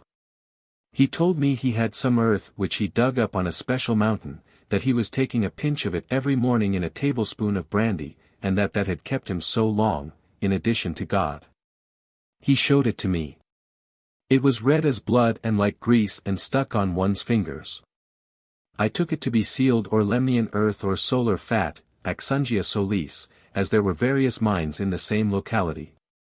As I had no time to go myself to the mountain with the man, for it was a good 2 miles away, not very far from the Turkish fortress of Petrinja, I could not obtain any of it to take along with me to test it to see if a solar spirit, spiritus solis, was hidden in it. But it must undoubtedly have been a solar spirit, else it would not have had such power. And this was especially noteworthy: if this earth was put in brandy, it melted almost completely in it. It is sure that Hungary and the kingdoms belonging to it had been especially rich in various goldish ores, and it is almost everywhere, but they cannot all be cultivated due to the Turkish danger. I had seen in Seoul that the Turks had invaded the country and taken away with them over 200 miners, men and women. One hears of that everywhere in the Wallachia and in the Croatia, and in those places there still lies hidden a great treasure. When one gets to Macedonia and Thrace, especially around Philippopol, one can find the terra sigillata, sealed earth, at various places in different colors, red and white, which are also used by the Turks for various sicknesses. I myself have collected some of it and brought it back with me to Germany. I do not relate these stories without a special reason, for they prove that there is a special power in the solar spirit of gold for maintaining life, strengthening and increasing the vital spirits, thus obtaining the desired health. Therefore Geber says not unjustly, in the sun and the salt of nature is everything. Now enough said of this for this time. We will proceed further to other preparations. Chapter 3. Oil of gold prepared in the common way. Gold purified through antimony, 1 lot. Dissolve it into a gold-colored oil in a circulated oil of salt. When the gold is totally dissolved, pour oil of wine over it, not the common one obtained from tartar but that which is distilled from the best wine which still has its mother and lees. This done, the oil of gold will in one moment be changed into a blood-red oil, like a beautiful transparent ruby. Now add to it 6 lots of good spirit of wine to 1 part of this oil, set it in mild ashes, put a well-luted alembic on it and begin distilling, at first gently, finally stronger. The gold will rise blood-red over the alembic, giving off a lovely luster. Now it is prepared. Note: this process may well be short, but it has many difficulties in it. It is not so easy to tinge as many believe and as the words look, because it requires two strong requisites, namely, the circulated salt oil and oil of wine, and it takes a great deal of trouble and work before the oil of wine is made. The author has not indicated how it is to be prepared, but in the treatise on tartar he has written about it. However, it is just as little the correct one as that of which he warns us in this process. But I have added the right preparation, obtained by my experience, which can be found in my note, where the kind reader can look it up. It must not be made from the feces of the wine, as the author indicates, but from the purest wine, if anything good is to be done with it, as experience teaches. For the pure oil of wine mixes with the wine. That which is made of the feces of wine, however, may well mix with it, but it does not take its essentials over the retort. Whether this be a right solution, I let everybody see for himself. What has just been said of the oil of wine also applies to the circulated oil of salt. If the gold is to be rightly opened, it must be the circulated quintessence of the salt, but how it is to be prepared, the author does not indicate here either. Although he has a description of the oil of salt under that title, it is also bad and according to the common manner. I have added a preparation taken from my own experience, which can also be found there. But in order to make the process soon available, uncurtailed, to a beginner, I have not spared the effort of adding it also here. If anything were perhaps lacking in one place, he could find the discrepancy compensated in another. It takes a lot of industry and time to get it right. To make it right, however, the process must be done as follows. Have a retort made for you that has a tube at the back of the bottom. It must be quite narrow below, somewhat wider above. Fill it completely with stone salt, such as is hewn in the mountains of Salzburg, Austria, and in Styria. Wall it in a furnace, lute a receiver in front, but make a small hole between the joints with a quill, to give it air when the spirits move. Now give fire per degrees till the salt flows in the retort like water, which you can easily notice. Then let a few drops of water drip inside through the tubes, and the salt spirits will soon rise, penetrating forcibly into the receiver. Now you must give them some air through the small holes, but close them up soon again, and they will move all the quicker, and it is so nice to see. You must continue doing this till all the salt changes into spirit. Take all the spirit and rectify it to remove the phlegma. Of this spirit take 1 pound, add to it as much melted salt, knead it under potter's clay and turn it into little balls. Let them dry in the air and distill them trough or retort, as is customary. You will obtain a beautiful yellow-green spirit. Take the caput mortuum, death's head, out of the retort, powder it, and lixiviate the salt from it with lukewarm rain water, filter and coagulate it, dissolve it again and coagulate it. You must repeat this till the salt has become as beautifully transparent as crystal and flows like wax. Add it to the spirit and let both well unite in the digestion. Now you have a fine spirit of salt that dissolves gold rightly and liquefies it. Aside from doing this, it is also a good spirit for use in medicine, and the common spirit can never equal its performance. True, it requires a lot of work, but it pays the effort well, as everyone who uses it in such work will see for himself. The gold calx will also become as beautifully brown as if it had been calcined for some time with mercury and sulfur. Thomas Kessler of Strasbourg also indicates a fine manner of making the spirit of salt with bellows. One has to have a retort made of good clay. It must have a tube at the back into which the bellows are directed, to enable the wind to get directly into the center of the retort, driving the spirit into the receiver. True, it is a fine piece of workmanship, but does not yield much. The retort must strongly glow for 3 hours before one begins with the bellows. I tried it, but when I saw that it would not yield much, I did as follows. I had a retort made with 2 tubes, one in the center and 1 bellow at the bottom, as the figure shows. Through tube A, I let the water drop in as indicated in the previous process, and quickly closed the hole up. After that, I directed the bellows into tube b, and as soon as the cold water had dripped inside, I worked the bellows. An observer would have had great fun seeing how frequently and wonderfully the spirits ran into the receiver, and of what colors they were. It all goes fast, but the bellows must be glued to the tube to prevent the spirits from running out backwards. Therefore, it must be fitted with a long iron tube at the beak, so that it does not burn. The furnace must also be arranged accordingly, to let the tube stick out far enough. Likewise that which is supposed to stick out above. In this way things will go very well. It is possible to prepare a good amount in one day, because the air of the bellows does not permit the spirits to fall down again, to be united again with the body, as happens otherwise. For they must go, but the receiver must be big enough, or else it is not without danger, as anyone will easily agree. For if the spirits force their way out and do not find enough room, they break the receiver, as happened to myself, not knowing that they are so violent and push almost like the spirit of tartar. If someone cannot work this process of the spirit of salt for lack of the right instruments, and yet would need it, let him take 1 pound of crushed salt and 2 pounds of coal dust, mix them well together and distill them in the common way through a retort. He will also obtain a good spirit, but it must be well rectified once or 3 times to rid it of its feces. He can also use it in the dissolution of the sun, as our author would have it. The reason why I here describe the spirit of salt in so many ways is so that the laboratory worker be instructed how important the menstrua are. Often a single bad manipulation hinders a great work, and those who will only use a common spirit of salt, as the distillers sell, will no doubt work in vain and achieve nothing useful. It is the same with the oil of wine whose preparation, as already mentioned, you will find further on.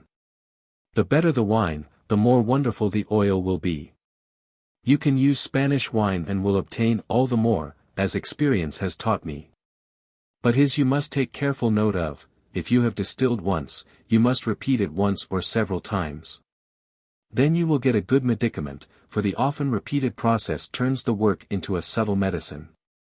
When you have driven all the gold over the alembic, put it in a cold place for some time, such as a cool cellar, and in time beautiful transparent crystals, like rubies, will sprout. You can take those out with a wooden pair of tongs, and dry them on paper. There are very few of them, as the body does not all rise in one go over the alembic. Therefore the death's head can be taken out, reverberated with sulfur flowers, and the gold calx will become quite pure.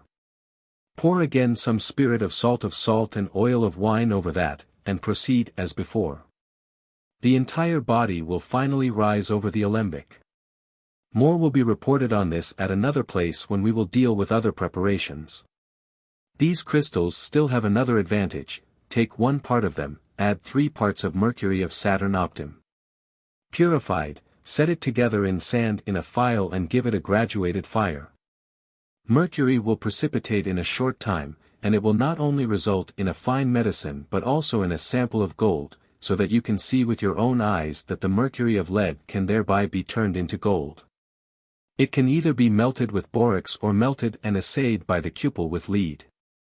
Thus you will certainly find that it is no empty talk, although some would deny that it is a proof. It might well be so, as the crystals made of gold can again be brought back into a body and provide a gold proof. It is easy to answer this by first observing the weight of the crystals, then that of the added mercury and the prepared gold. In this way you will see if you have an excess or not. I am of opinion that there will be some, but I do not say that it will be of great importance in regard to all costs incurred, because it does cost something to prepare the mercury of lead. Thus, these crystals also do not just cost a little, yet one can nevertheless prove thereby that it is possible to make a transmutation without the universal tincture. Whoever wishes, can try it, he will not work in vain, nor will he lose much thereby, and the gold will turn out quite beautiful, more beautiful than that from the Hungarian mines, of which I once had 3 ounces together. Nor is this oil of gold to be despised, because it is of great usefulness in medicine if properly applied. Whatever I have learned, I will reveal. It may well be that others have also tried it for other sicknesses, but I have mostly used this composition for the French disease, venereal disease, when it strongly drove the poison out through perspiration, thus healing the infected persons.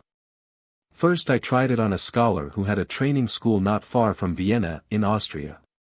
He was not satisfied with Germany but devoted himself to the French. The French was the name given to syphilis. He had acquired it from a French putine, or whore. He already had it to the highest degree, his hair was falling out, boils came out on his temples, spots were also on his thighs, and whatever other symptoms there are in such an infection. I did tell him that I was willing to cure him, but that it would be at great expense as the infection had already advanced so far. The woman with whom he was living offered to assume all the costs, if only he could be restored to good health. I thought they were sleeping together, and it looked to me as if she were also infected, but she did not say anything about it. I prepared this oil of gold for him, as I had received enough money for it, and gave him 6 drops a day in one dose, in some spirit of lignum sanctum, holy wood. I made him perspire to dryness in a bathroom, and when he had done this for 4 days, he got a rash over his body like the rind of a birch tree. He was very ugly to look at, as his blood was totally infected. I continued for 14 days, and it drove the disease out of his body most formidably. Then I made him take a bath in the following solution: 2 pounds of sulfur, 4 pounds of salt, 1 pound of tartar. All this had to boil strongly in a kettle with water, till the water was quite whitish. In that he bathed 4 times, when the dirt fell off him and he became quite clean and healthy.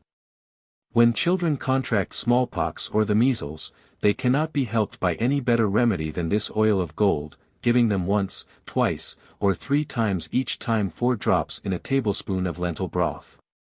It will soon drive them out and off the heart, so that they are rid of the sickness in a few days. Against dizzy spells it is likewise a wonderful expedient.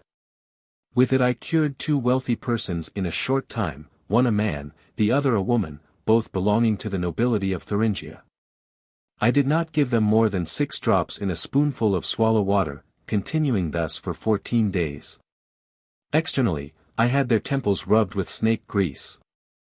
Their dizziness disappeared, and one has to date not noticed anything of it in them. Nasal polyps are chased away very quickly, as I tried doing for a noble young lady in 1630. She was greatly troubled with it. I first put some spirit of Nieri on it until was everywhere sorely corroded, although it was sore enough by itself, greatly hindering her breathing and speaking. After that, she had to coat it every morning and evening with this oil, and it may well have still other virtues in medicine. But because I have no experience in that regard, I cannot give a true report on it. The kind reader will have to be content with the experiments I have related. With this oil I still did something else. I took 1 quentline, 1.66 gr. of it, added to it 3 quentline oil or tincture of sweet antimony and congealed it in a phial to a fixed, dark red powder, which took 4 weeks. Finally I gave it a very strong fire and it flowed together in a glass. I removed it, pulverized it, and used it in many sicknesses. It also did its share amazingly well and was almost like a panacea. I wanted to know if I could also put a golden yellow coat on Luna, silver, in aquaforte. I beat the calx down and adulterated it, then added some of this medicine and set it in a gradation fire. The Luna calx turned brown red in 8 days, and red oil drops were hanging in the phial above the matter. I congealed it still longer, the drops vanished, and everything became red. On the very day I intended to take it out, the imperial invasion took place. Not only was the glass smashed but I was robbed of all my medicines, so that I cannot tell whether or not it would have resulted in something. Someone who has this medicament in stock should test it, he cannot lose much by doing so. I am of opinion that it would turn into something, especially because the ferment had been united to and congealed with the tincture of antimony. But I do not wish to be the cause that everybody embarks on gold making, because I myself cannot do it. I only say that nature is wonderful in her works. Whoever reflects on them may well occasionally discover a secret. Often a bad and mean thing has so much in it that nobody would believe it. Chapter 4. Another process for the preparation of oil of gold. Take purified gold, 2 lots, quicksilver, 8 lots. Make of them an amalgam such as goldsmiths make when trying to gild. Put this ground gold in a leather and dry the quicksilver off it. The will be left in the leather like a white mass or dough. Put it in a crucible or cupel, mix it with 3 times as much sublimated sulfur, then set the cupel in a reverberating furnace till the sulfur and the mercury disappear completely and the gold is left in the cupel like a brown powder. This gold is as fluffy as a sponge. Put it in a glass, pour over it some oil of vitriol, which has been united with the white swans, thereafter distill it to oil over the alembic. This oil must then be rectified with spirit of wine, strengthened by its oil. In this way one can also obtain a beautiful red oil. Note. In this formula the author again shows us another process for making potable gold. Although he does not lack in processes, they are deficient in so far as gold cannot thereby be made truly potable. If there is a subject under the sun with which many processes have been undertaken, it is gold. And if there is one by which less has been accomplished, it is precisely gold. Therefore many have been induced to even bar gold from medicine. But those have not acted intelligently, for what fault is it of the pure and good gold that it is treated so wrongly? It would rather do away with such processes than it must submit to be tortured so badly as the daily works show more than enough. These laboratory workers err altogether in the sole key for opening its hard locks and fetters, for many works disclose an uncertain foundation. However, where there is no foundation, how can a stable house be built? I remember a funny dreamer in Leipzig who pretended that gold, which is a pure fire, could not be opened or made potable except by another pure fire. In so saying he was not wrong, and it is so in truth. But I asked him what he understood by the fire that was to dissolve gold. He did not wish to tell me but said that it was a fire that only lights but does not burn. Now I well remembered that Paracelsus also wrote of such a fire, but whether that dreamer understood what was meant by it, I doubt very much, for in such a fire the angels and good spirits are also transformed. I asked where he hoped to get this pure fire. Now it was difficult to get him to talk. Once I tried getting drunk, thinking that the wine was a sure betrayer of many secrets. It worked, and when he had become drunk and truthful, he let the art out of the bag and said that it was no other than the will-o'-the-wisps, that they were such a pure fire. I would have loved to laugh at it but could not let him see what I thought till I had learned all his secrets. I also wanted to know how to catch them, but he did not wish to disclose this secret to me. But I did not think other than that this art would burst my stomach with laughter, or I already had the will-o'-the-wisps in my stomach and they wanted to get out again. I could not imagine that the old fool was serious, but he insisted solemnly. Then I thought how God could let a man fall down so much that he could imagine such absurdities. All that I found out, and that was also the reason why he had been called will-o'-the-wisp catcher during his lifetime. I have met many other strange dreamers but none like him, but I cannot know if he ever caught a will-o'-the-wisp. We must also examine the author's process. Many think very little of it, as the must be amalgamated with mercury and calcined with sulfur. For they say that mercury robs gold of its inherent moisture and that it becomes subsequently all too dry owing to its reverberation with the sulfur. Whether this is true or not, I will indicate in the proper place. It may very well be that this calcination is not a very great benefit to medicine, but whether it is due to the fact that mercury robs gold of its moisture, I will not dispute. So, it cannot be highly considered because of this, but the whole process appears suspect to me, and I believe the author has never worked it himself or achieved potable gold by it. He wants to dissolve the gold with oil of vitriol and drive it thereby over the alembic, which gives me much to think about, because the corrosive oil of vitriol does not dissolve gold in such a way that it rises with it over the alembic. It is evident and requires no proof that the corrosive oil of vitriol fixes all volatile spirits and makes them stable, including sulfur, which becomes so fixed by it that no fire can light or burn it. If it does that, how then can it take gold, the stablest of all, along with it over the alembic?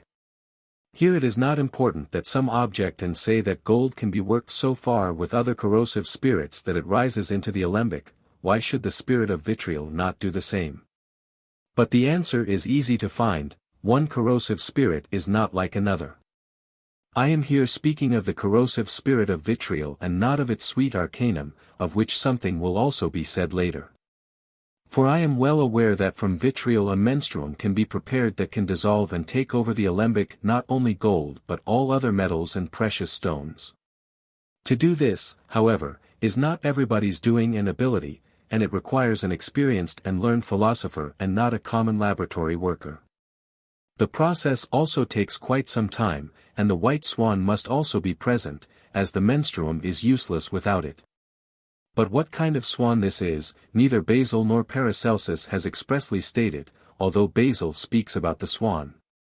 But if it is to be understood literally, I very much doubt, and I cannot imagine that the common laboratory workers know the white swan or know how to look for it. Nor can I believe that Pope Pius understood it, otherwise he would have achieved much more precious and greater works with this menstruum, as it can be called a universal menstruum, which it really is. In nearly all his works author goes for the menstruum prepared of tartar and vitriol, which he no doubt understands here, and of which we will also speak of in its place. Soon afterwards he indicates how to prepare it under the name of arcanum of tartar. Thus he also speaks a great deal about it in his preparation of silver and preparation of tartar, using his process 7 times, as indeed a universal can do. Let scholars judge of it, my opinion will be found expressed clearly enough in my notes. But I consider the menstruum with the swan of Basil and Paracelsus much more important than that which I saw at a wealthy philosopher's. He put a whole ducat in it. It disappeared in half an hour without any noise, and the menstruum turned bloodred from it. Therefore a young chymist must take great care not to trust every process, only to gain misery and bitterness for his great trouble. True, a process can soon be written, but it only becomes apparent how true or right it is when it is put in practice and elaborated according to the letter.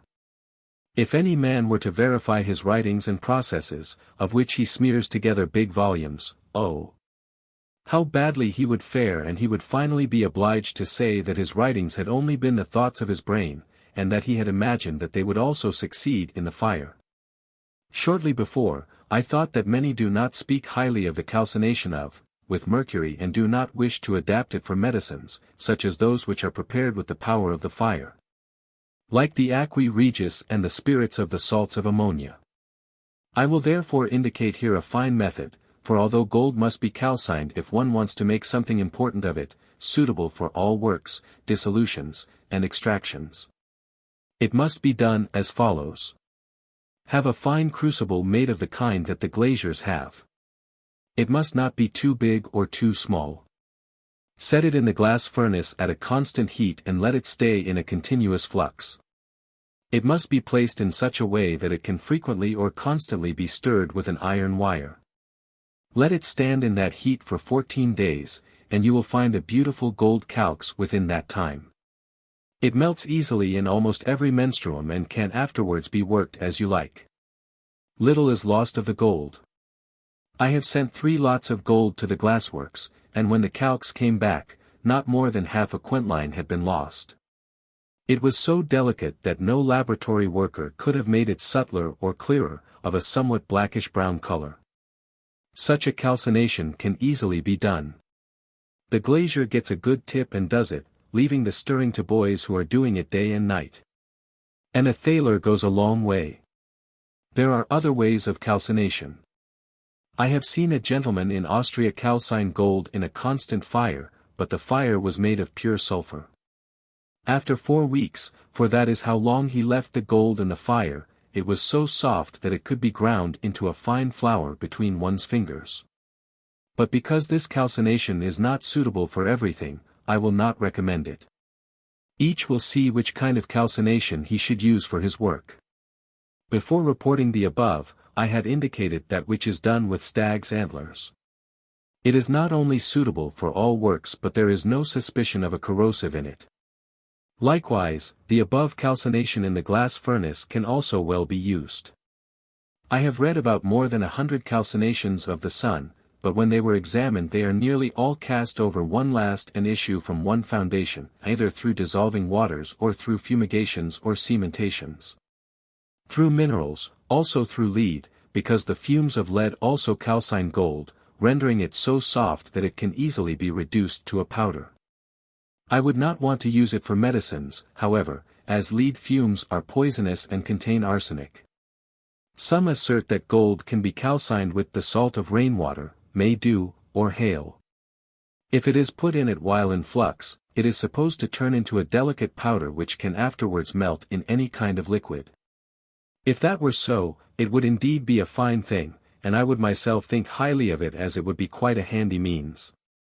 However, I have neither tried it nor worked with it, and I can therefore not say anything sure about it, because I cannot make a reliable report about something my eyes have not seen themselves.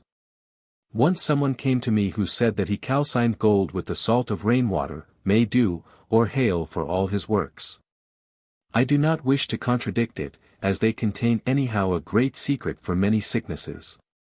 I also know that some have prepared potable gold with their spirits, but it takes some effort to make the salt and requires a rather long time. The same is done with rainwater, but it results in a beautiful salt. I know a man who wants to make the philosopher's stone from rainwater. Whether he will accomplish it, time will tell. But I believe that he will achieve little without the central salt of nature.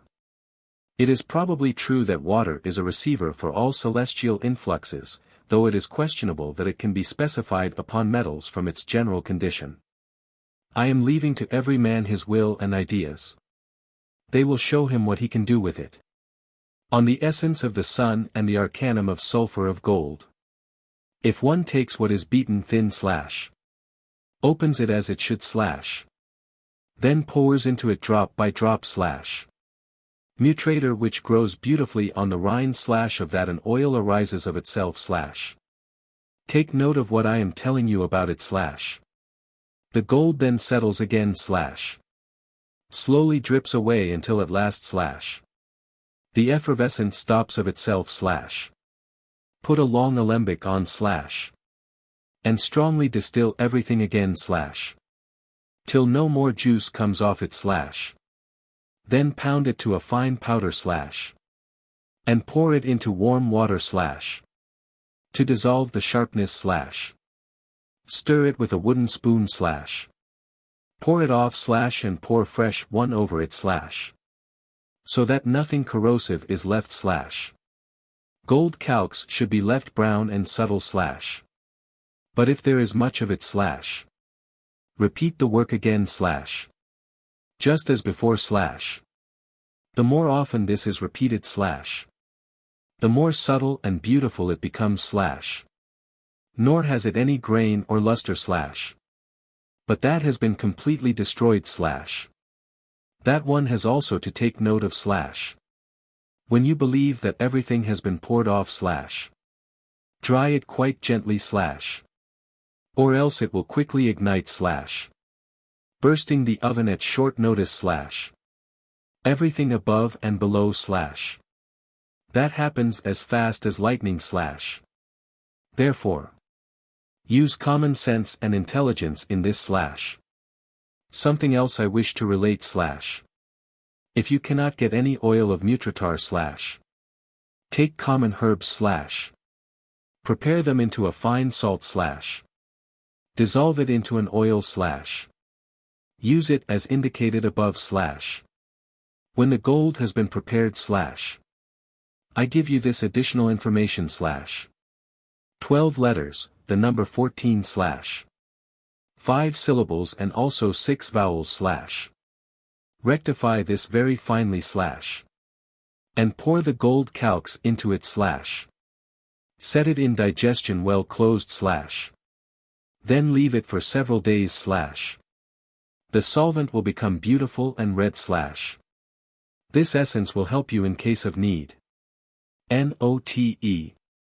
These rhymes have been taken from an old book, and many have played with them like the cat with the mouse, believing that enormous secrets were hidden in them. Thus I met a laboratory worker in the Archbishopric of Salzburg, who was otherwise no incompetent man and knew some fine manipulations. With him I had many discussions about the secrets of alchemy. Finally, he told, but confidentially, that he had a description of the secret of the philosopher's stone. He was so secretive about it, however, that he did not let the cat out of the bag. At last I promised him so much if he only let me read it once quite superficially, that he agreed. After reading it, I had to laugh out loud that the good man considered these empty verses so important. I had hoped that I could surely go fishing in them, but I could hardly catch a crawfish.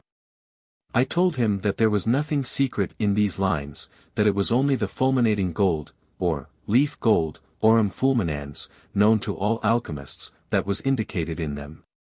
And that he did not understand the word mutator nor the last 8 lines in which mention is of 12 letters, 5 syllables, 6 vowels, and the number 14. He said that they contained a great secret, but this secret is also known to the coal heavers. I believe that many would attain to the art or some other secret if they did not set such great store by those futile things, they are only cheating themselves thereby. Good Lord! What a catalogue of names I could report of those I met in my travels who relied on such false rhymes. They had bought them for a great deal of money from vagrants or fraudulent rascals, believing that they now had all they needed, that nothing was lacking, and that they had only to start working.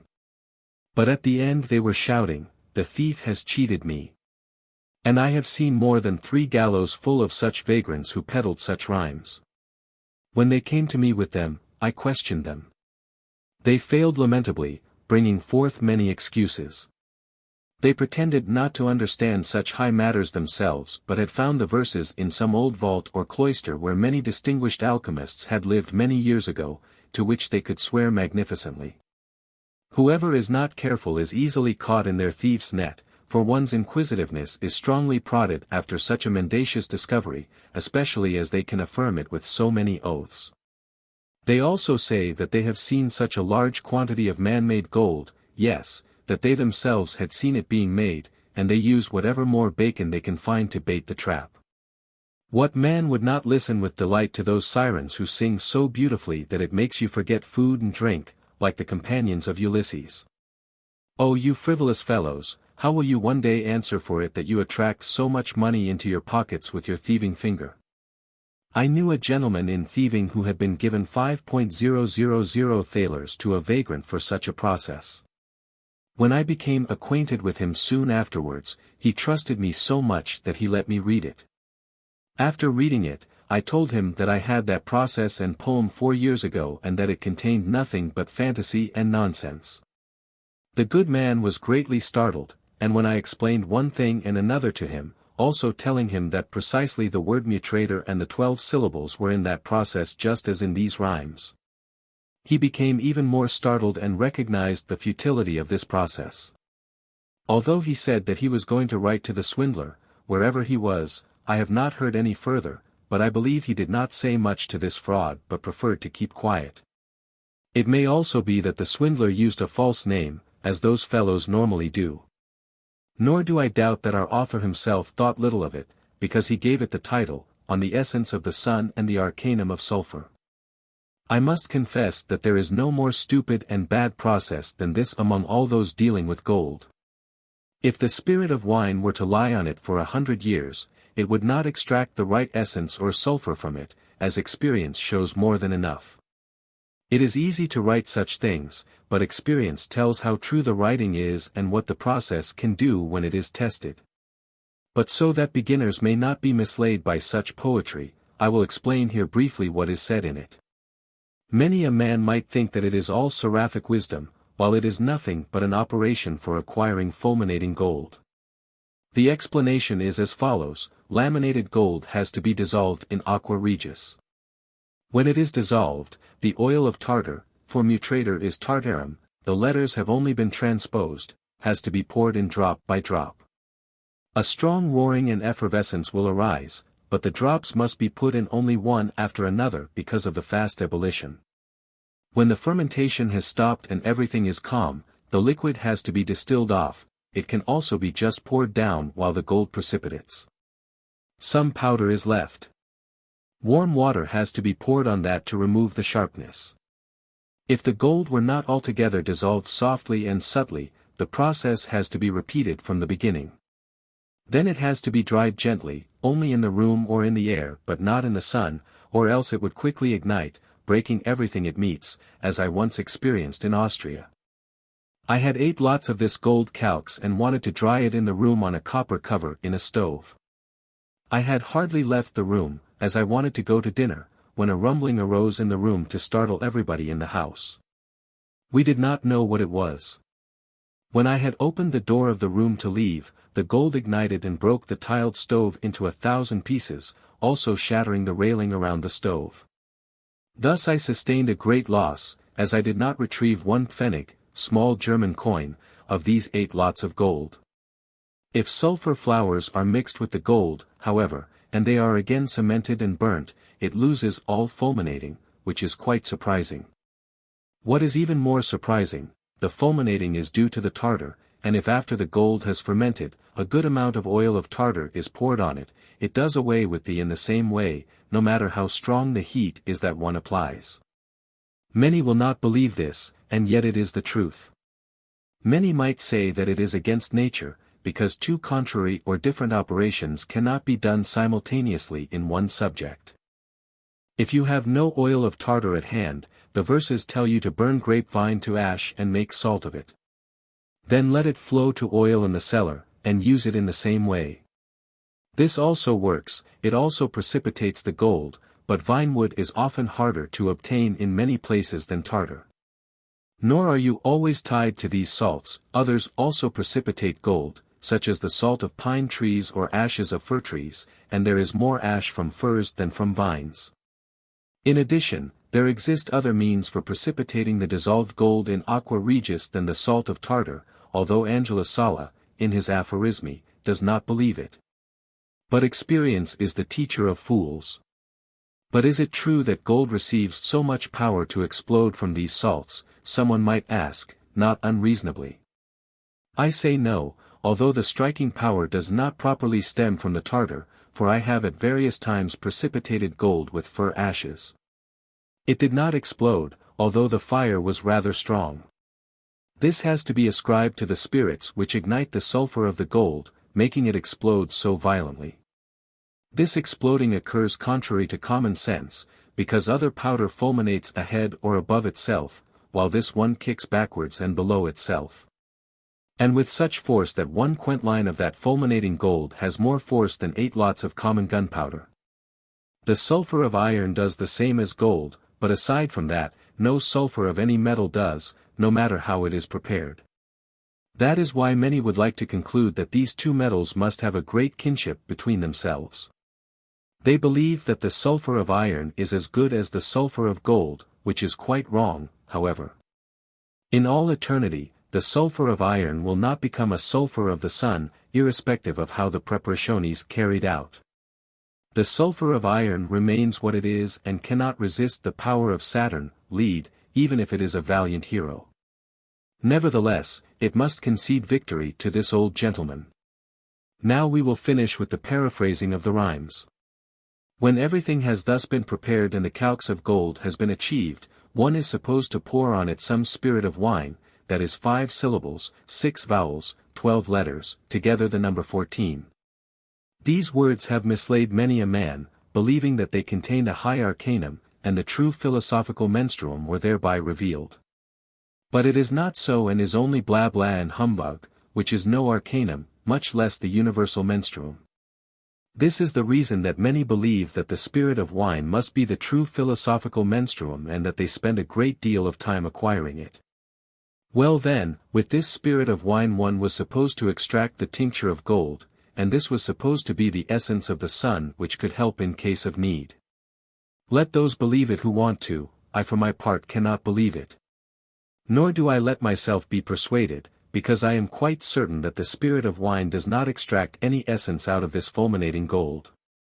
It is far too weak to decompose such a perfect subject, the most perfect body. And what would it matter if it could extract an essence? It would yet not be the essence that could help you in need, for it would only be a subtle part of the gold, separated from its body. It can do little, and can in no way lead you to riches, for it has not become plusquamperfect, more than perfect, as it has to become if it is to do something for others.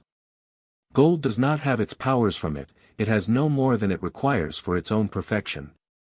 If it is to accomplish anything, it must first acquire such a virtue in its regeneration, when it has again to enter its mother's womb. Now it is obvious that the spirit of wine is not the gold's mother, nor can it ever become so. As gold did not originate in spirit of wine at the beginning of the earth, it must necessarily follow that the spirit of wine can in no way extract a useful tincture from gold. It can therefore not be called sulfur of the philosophers, while itself and its body can be reduced. Yes, more men, many of them, including Angela Sala, do not wish to admit that the tincture can be separated from the sun, although Sala later changed his mind and recognized his error.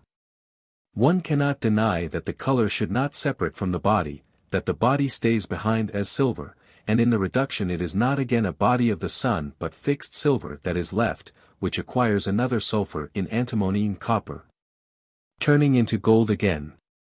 Therefore many believe that because this fixed silver can again become gold, one could add a sulfur, which could tinge it into gold.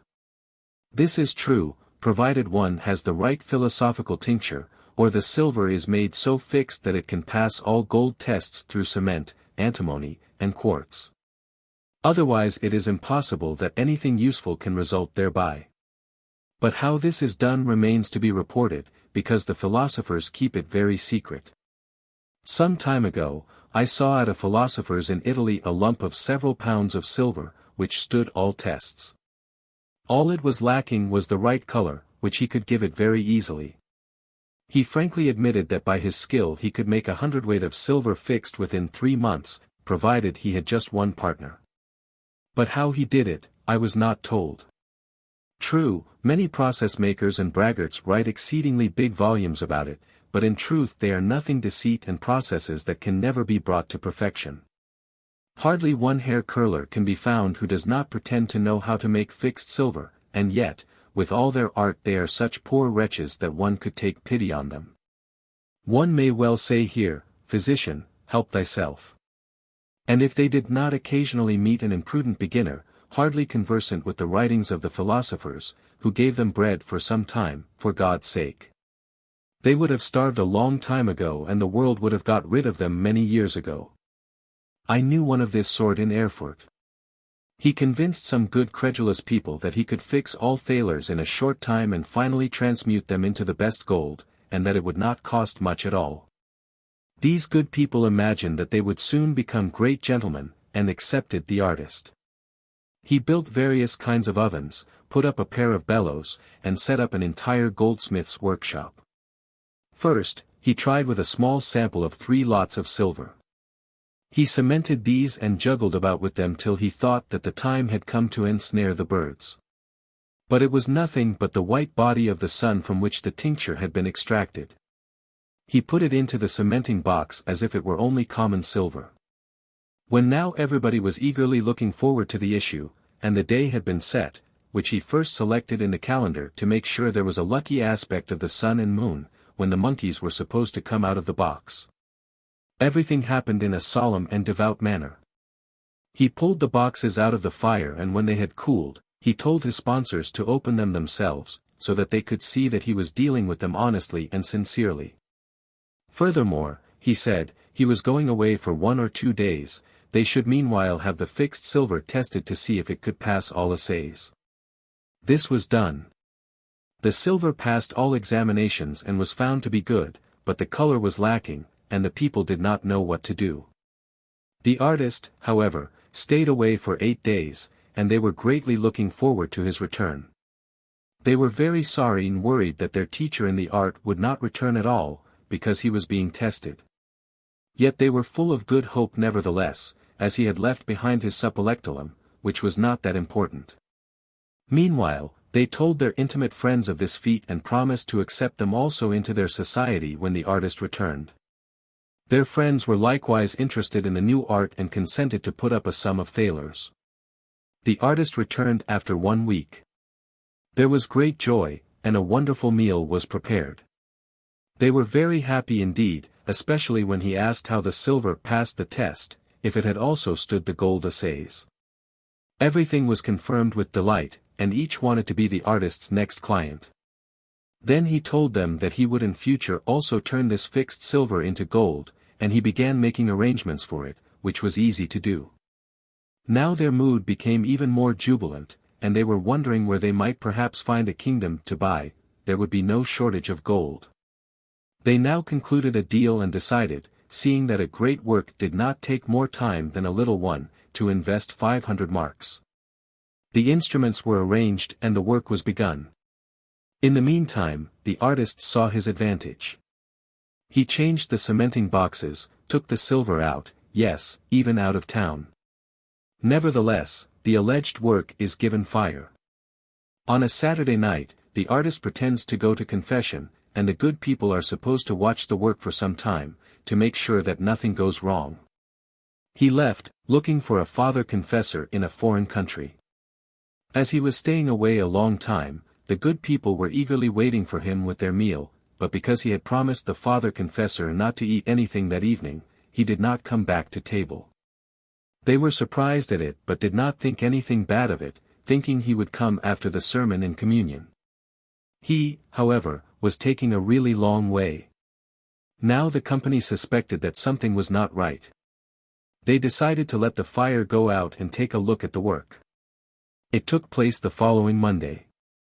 As the artist had perhaps fallen asleep in the church and did not come, they opened the boxes, and found in them a mighty odd transmutation, for instead of their thalers, they found nothing but horseshoes, lead, bricks, and similar fine substances, while the silver and the artist were roving throughout the world. They now began to look at each other and froze as if they had attacked and caught a torpedo fish eel. Their brief happiness turned into an immense dirge, and yet they could not complain openly. But when they disagreed among themselves, each accusing the other of having persuaded him to enter this deal, the affair became known, and the good people had to add insult to injury. And that was called making silver fixed. Of such cheats there are still many more in the world, who might also mislead wise men. That is the reason why I am relating this, to put everybody on his guard and not to give credence to such swindlers. For they have studied for many years how to cheat people, and I think that this is one of the reasons why alchemia is forbidden in Spain and that not everybody can work with it. Would to God that the same would happen in Germany. Then many an honest man would not be so shamefully done out of his property. And no person should work with it who has not been called to it by God and is a physician. Now we will stop with this report and turn to the other preparations, according to our author's instructions. Another way of making oil of gold. Take some of the brown gold calx that has been reverberated with sulfur. Put it in a phial glass with a very flat bottom. Set that in warm sand for 18 weeks, day and night. Give it constant heat but so that the calx does not melt. In this way the gold is finally swelling up and becomes as soft as cotton. Open the glass and pour over it the following fiery spirit of the arcanum of tartar, which extracts the tincture of gold in an astonishing way. This must be discarded over the alembic, when a gold-colored oil will rise, quite transparent and lovely to look at. The arcanum of the salt of tartar.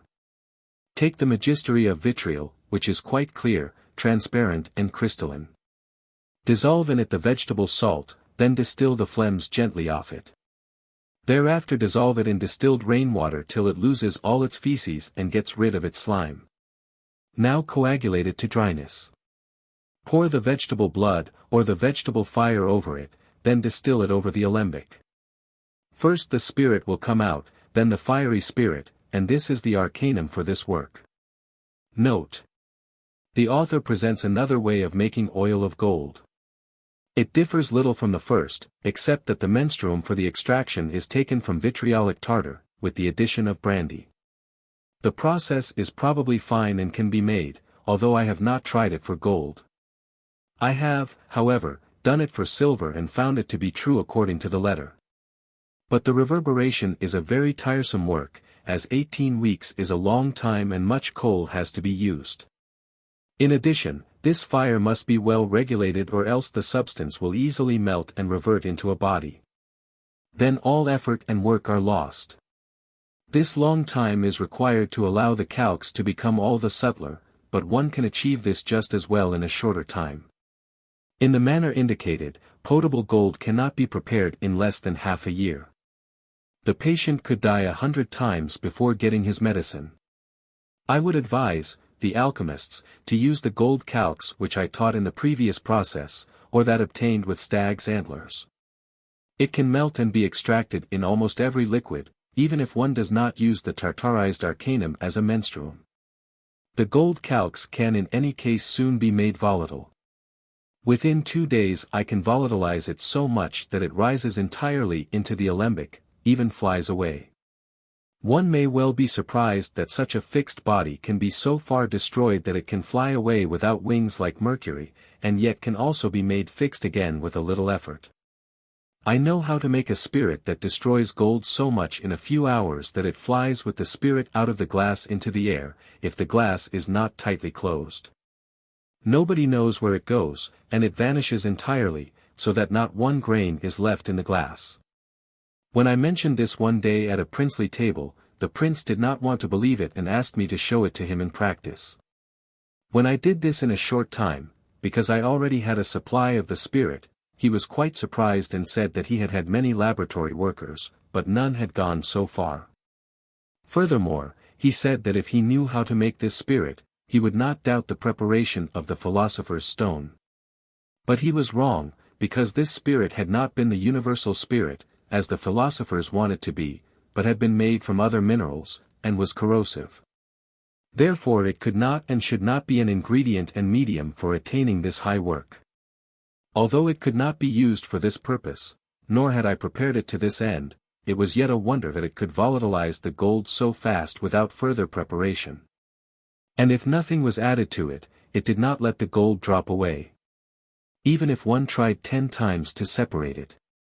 Through the balneum, the gold always went with it over the alembic, not as an oil or an extract but with its color, just the color of the spirit itself, only somewhat pale yellow. Aside from that, it was beautiful, bright and white like spring water. It is not necessary to describe here how to prepare this spirit as it does not help this work. It is also dangerous to operate with it because it kicks so much and violently as no gunpowder does. It is better, however, to handle the tartarized arcanum, but one must have a good amount of it, and I will here describe how I made it. I took 1 pound of salt of tartar, optim. Rectified. Upon it I poured drop by drop the same amount of oil of vitriol. I let it effervesce, then put it down till it had settled. I decanted the liquid and gently dried the residue. I dissolved the latter in the phlegma of the vitriol, poured the pure off and filtered it. I distilled the liquid to half, then put the rest in a cold place. Now beautiful clear and transparent crystals sprouted, which I took out with a wooden spoon, letting half of the remaining water steam off further. Set it back in the cellar, let it sprout, poured the liquid off, mixed the crystals with the previous ones. When I had dried and weighed them, I had obtained 2 pounds from these 4 pounds. On these crystals I poured some good rectified spirit of wine, which the author calls the vegetarian blood, set it to digest, as otherwise they do not easily dissolve, till they were completely dissolved. Then I distilled them according to the art. When I had driven over 2 pounds of the spirit, I changed the receiver, added another and increased the fire somewhat. Now a beautiful fiery spirit went over. I removed the death's head, enclosed it in a retort and reverberated it well. I also extracted its salt with distilled rainwater, added it to the distilled spirit, let it circulate for 8 days, and drove it over again. Thus I obtained a wonderful menstruum with which one can not only extract the soul of the gold but also that of all metals, minerals and precious stones. It dissolves and extracts exceedingly well, and if it does not take everything over the alembic the first time, it must be coabated and will work very well. When I tried this process with silver, I could not get everything over the alembic the first time but had to pour it back several times into the leftover. Then it went over, leaving only a few feces in the retort, which were quite black and light.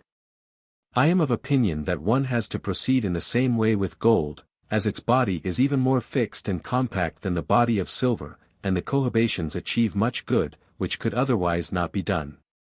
With this menstruum I have dissolved the crocus martis, the crocus, saffron color, of iron and extracted its tincture, which turned out more beautiful than any dissolution of the sun. I took it over the alembic in the same way. And when I separated the menstruum from it by a vapor bath, a beautiful oil was left, pleasant and sweet, as if it had come from the best gold. It also tinged silver into shining gold, though it was not stable. But when the silver was immediately held in the fire, it did not fly away like that which comes from antimony. It was only washed away when it was strongly rubbed. This work could well make you hope that you could make something out of iron with which you could earn your bread. I leave it to anyone who would like to try it. I am afraid, however, that it will hardly be possible without a good fermentation, because Basil says that Mars also attains glory by his quarrelsomeness, but that he must take care not to be pushed down again and suffer shame and derision. As the old Saturn, lead, is his archenemy, where he can give him a secret knock, he will not hesitate to do so, because the old folks are generally no friends of warriors. With this oil one can also turn mercury into a beautiful precipitate, which can be used to great advantage in many sicknesses. It makes it so fixed and fireproof that it can pass a rather stiff test of Vulcan, fire. I really think that if it is conjoined with the oil of gold, it can become something useful, but I do not wish to cause anyone to squander money on it. In this passage I only reveal my thoughts in case someone wanted to do something for Mars, although Mars seldom brings riches. Instead, he robs and takes wherever he can, not asking if it belongs to God or the poor fellowman, as a very honest man learned after 24 years. I could also tell a story of what war has cost me. May God one day end such abominable destruction of the country and restore noble peace to us, for then many fine arts will yet arise, honoring God and serving the poor fellowman. Well then, everything comes from God, good fortune and misfortune, and we must say with Job, si bonus accepimus ad domino, cur non mala sustenemus. We will also say something about the virtues of this gold.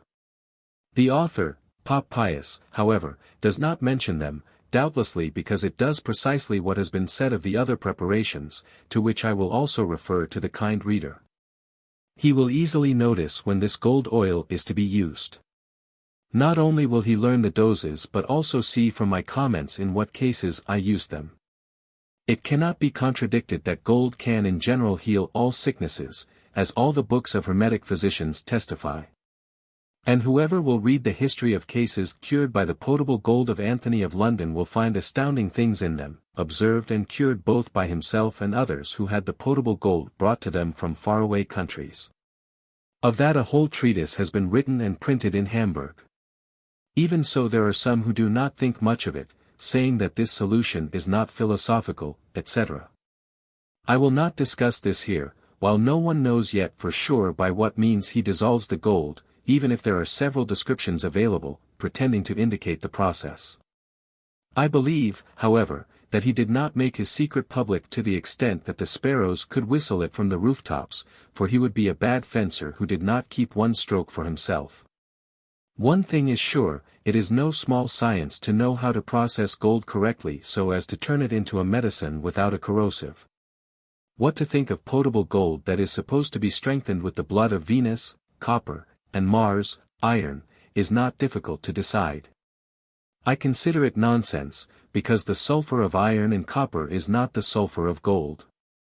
Therefore, no such effect can follow, and I wonder that some wealthy physicians also publish articles about it, trying to convince people that cow dung is grease. Although both come from the cow, they are therefore not the same. Dung may well be spread, but plants do not melt thereby. Basil also wrote something about it, and I have in my possession the original of his writing. I believe, however, that his views are quite different from the literal meaning. That gold has first to be enriched or activated by iron and copper, is hard to believe, for it is evident that both have impure and leprous bodies which cannot protect themselves from the least corruption.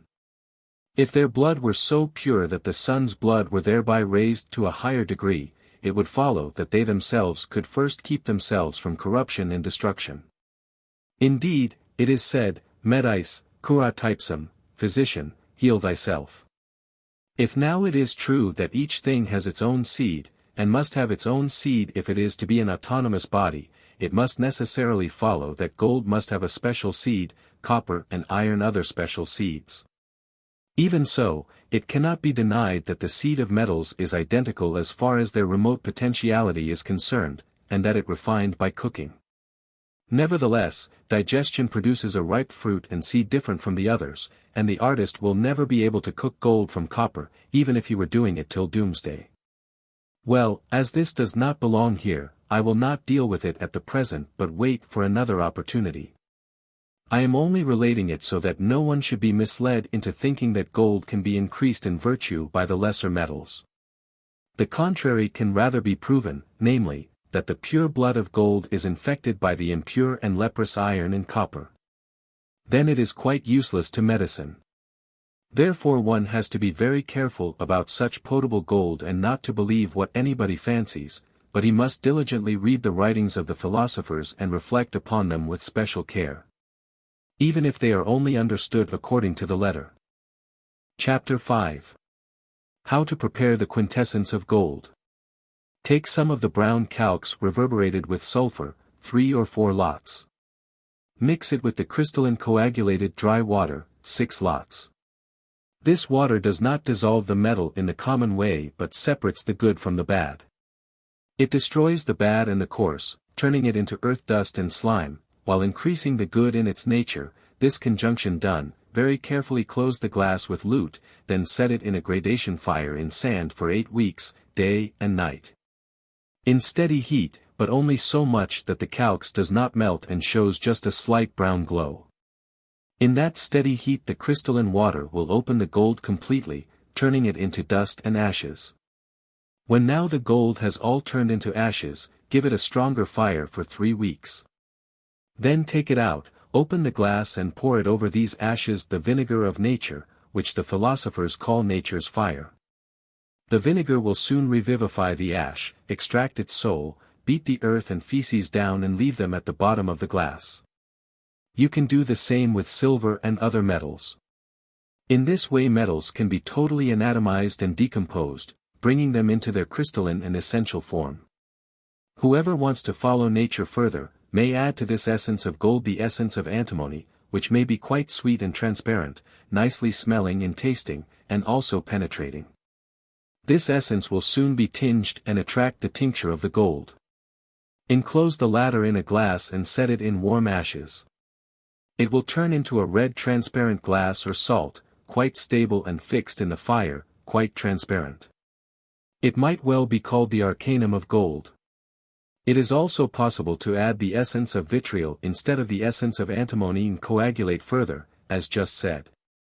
Note: I thought above that there is not one laboratory worker barely able to distill water who would not know a special arcanum for processing potable gold or the quintessence. Therefore more processes have arisen than there are hours in the year. They are all useless words and breadless arts which spoil more than they help, and each wants to arrange the hat after his head. Accordingly, I think less than nothing of those processes. Yet there is so much shouting about them that it fills all corners of the world. And now as almost everybody knows that an excellent medicine lies hidden in gold, everybody wants to extract it. Indeed, it is to be considered a great gift of God if this noble jewel is granted to a man. Those who strive after this high secret are not to be blamed but should rather be praised, provided they do not associate with sophists, thereby cheating people out of their money and ruining their health. Our author had likewise taken great pains and had strenuously reflected on how he could obtain this jewel. We can easily see by his various labors that he tried in different ways.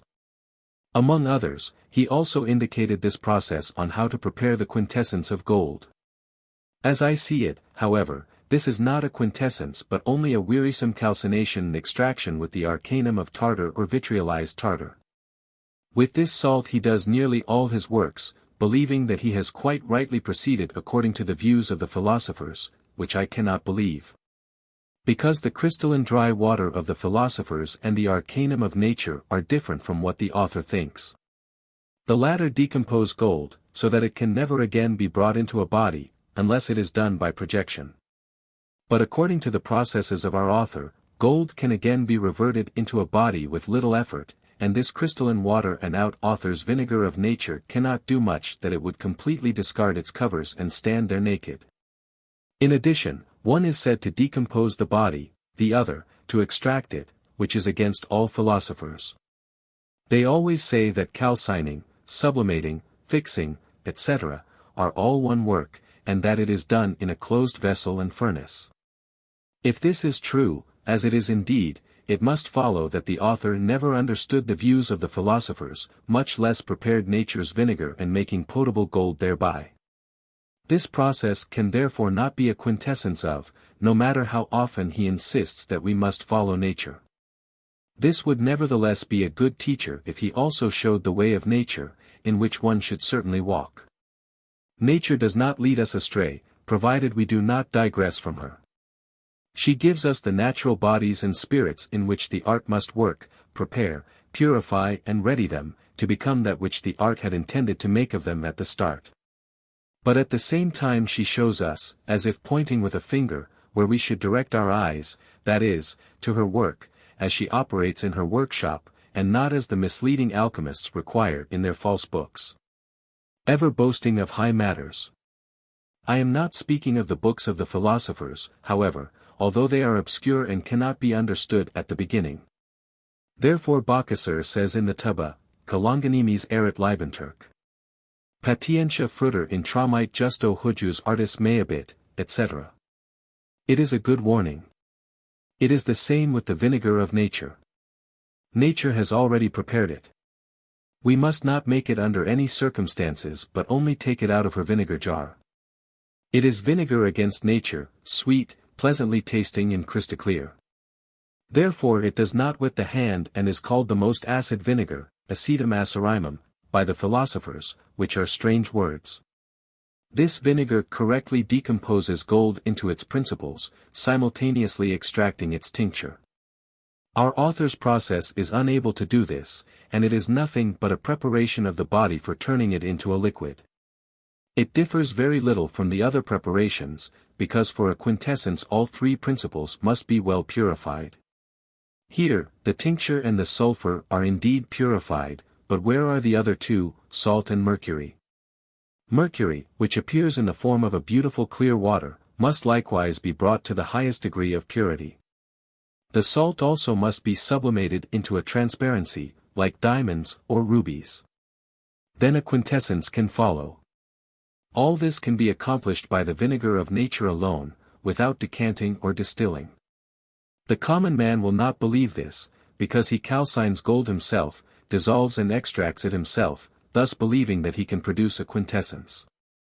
According to our author's instructions, gold must first be turned into a fulminating gold, then mixed with the vitriolized tartar, then cemented for fully 18 weeks. With the vitriolized menstruum the sulfur is first extracted. This is saying it in a few words, but the work is so long that it becomes extremely tedious. Even so, there is something to it.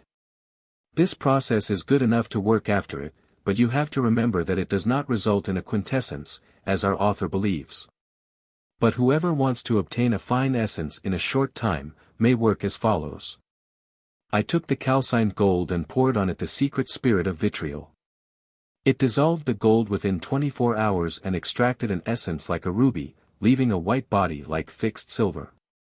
Thus I could obtain the whole preparation and perfection within 8 days, because the real spirit of vitriol has the power of attacking, decomposing, and liquefying gold without violence. No other menstruum can easily do this, except that which I saw at a good friend's, of which I also spoke above. Anyone in possession of it could produce the quintessence of gold, but not everything is revealed to us, nor would it always be good to do so. But how the secret spirit of vitriol, which so nicely dissolves gold, is to be prepared will be reported below under its title, to which I hereby wish to refer the kind reader. What is missing here will be disclosed there. Here I will teach you to prepare a secret spirit for making potable, which tastes as good as a Seville orange. It subdues gold, causing it to melt in any liquid, yes, in rainwater, and it tinges blood red. I have always considered this my greatest secret, and am still considering it such. I will communicate it here out of goodwill, but on condition that I am rightly understood. Whoever does not understand had better leave it, or else he might accuse me of misleading him. Yet I can say in good conscience that I am writing nothing but the truth, and I here reveal what I have made with my own hands. With this spirit gold becomes so beautiful and pleasant that it is amazing, and not 1 in 100 will believe that there is so much power in this spirit. For if filed gold is simply put in it and subjected to a mild digestion, it will lose its luster and change into the highest redness. The spirit, however, unites with the gold and disappears, and body and spirit result in one sweet body. No menstruum can do this, except the universal of the world and the philosophers. No matter what the laboratory workers write, it is not important. You must know, however, that this spirit must not be made more often than once a year, for various reasons, and this is no sophistry as some imagine. Although it can be made at any time, it does not have the power of decomposing gold, at which I myself have been surprised. But so as not to keep you waiting any longer, know that in the soil near silver mines a special brown earth is found between the galleries. When the sun enters the constellation Cancer and at full moon, which happens every year about mid-June, that earth turns beautifully yellow, as if it were covered with the finest gold. It does not last for more than 3 hours when it disappears again and the gold vanishes in one moment, so to speak. I observed this carefully at Freiburg in Meissen. You have to wait for it attentively, otherwise you will not notice it. You must not only go by the calendar, but if you wish to collect this gilt earth, you must yourself be familiar with astronomy, to know at what time the full moon occurs in the sky in the mountains, so as not to miss this time. Be it at night or during the day, it is all the same. Get as much of this earth as you like, put it in an oak barrel to prevent the spirit from evaporating, half fill the retort with it, add a receiver, then distill the spirit off. It will look wonderful. When it is all out, distill the phlegma over. By rectification you must get the volatile salt from the leftover. The latter must be turned into a viscous substance by means of its fixed salt. Without it, the work is impossible as one must open the other. When the viscous substance is quite pure, distill it 7 times through a retort, and you will get a beautiful crystalline spirit with which you can master the gold and get its essence. I do not believe that any writer has revealed as much as I have. Pray to God for good luck. It is plain enough, I believe a child could understand it. If you cannot make gold spiritual with this spirit and dissolve it into its 3 principles, you will not do it with any aqua regis or salt of ammonia, except with the dry water of the philosophers, let anyone say what he likes. I have learned as much in chemia as any man who is a great boaster and swashbuckler. And praise be to God, I also know what the art is capable of and how far its operation extends. If God grants you this means for obtaining potable gold, you must not search for other processes, for you will not need them. In a short time, and almost without effort, you will be able to prepare a panacea which will quickly help the sick in their needs. Of this you cannot use more than 5 grains at one go, and you will with pleasure learn its effects in a few hours. True, I have only been looking for 2 years for this materia but have been unable to obtain it because I have always been impeded by the tyrannical troops. I must pray to God to let me obtain and enjoy it next year. Many great lords will remember how miserably they have been cheated with potable gold, and how much they spent for it. And what did they obtain? Nothing but words and leprous gold calques which they often used more to the detriment of their health than for the maintenance of their lives. If their laboratory workers had known this one menstruum, they would not have led their pious princes in vain by the nose. It is right that this should happen to those gentlemen. When they are supposed to make an advance payment to their physicians for a good medicine, nothing is being done and money is tied down with chains. But when such vagrants come, who carry their art only on their tongues, then all treasures are open, nothing must be lacking, yes, they even give great honoraria and golden chains for the cheating. A few years ago, I saw such a swashbuckler at the court of a noble lord. He only gave him a mere well-rectified spirit of vitriol instead of a true spirit of silver and brass, but praised it in advance to high heaven. Such a sacred thing it was, according to him, greater than Mary's shirt at Loretto. He was given a fine gold chain in addition to a portrait painting. I offered to make a good quantity of this spirit for 10 thalers, which would be as good and even better than the former. But due to all the boasting, my offer was laughed at, because I had not told him such stories. That is how it still goes, and the fat will always float on top. An honest man would feel ashamed if he were to make such false claims as these shameless fellows do.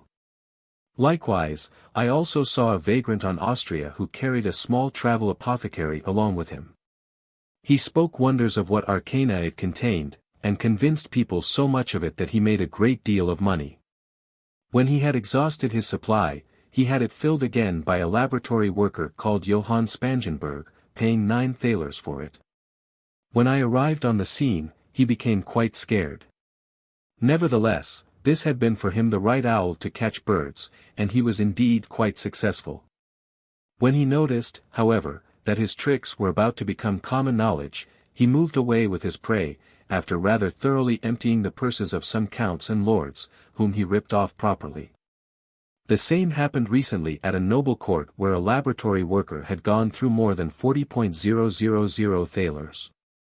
When the works and medicaments were examined, someone said he would prepare the same medicines for 500 guilders.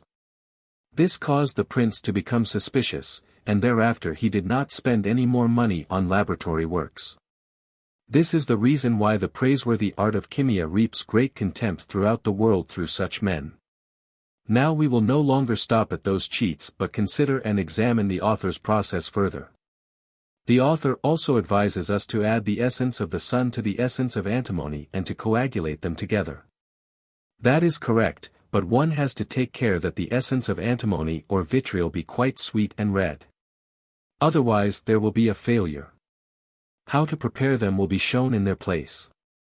In the Grand Ducal Laboratory at Innsbruck in thieving, I saw that the tincture of the sun was increased by the tincture of antimony by 1 to 5 parts.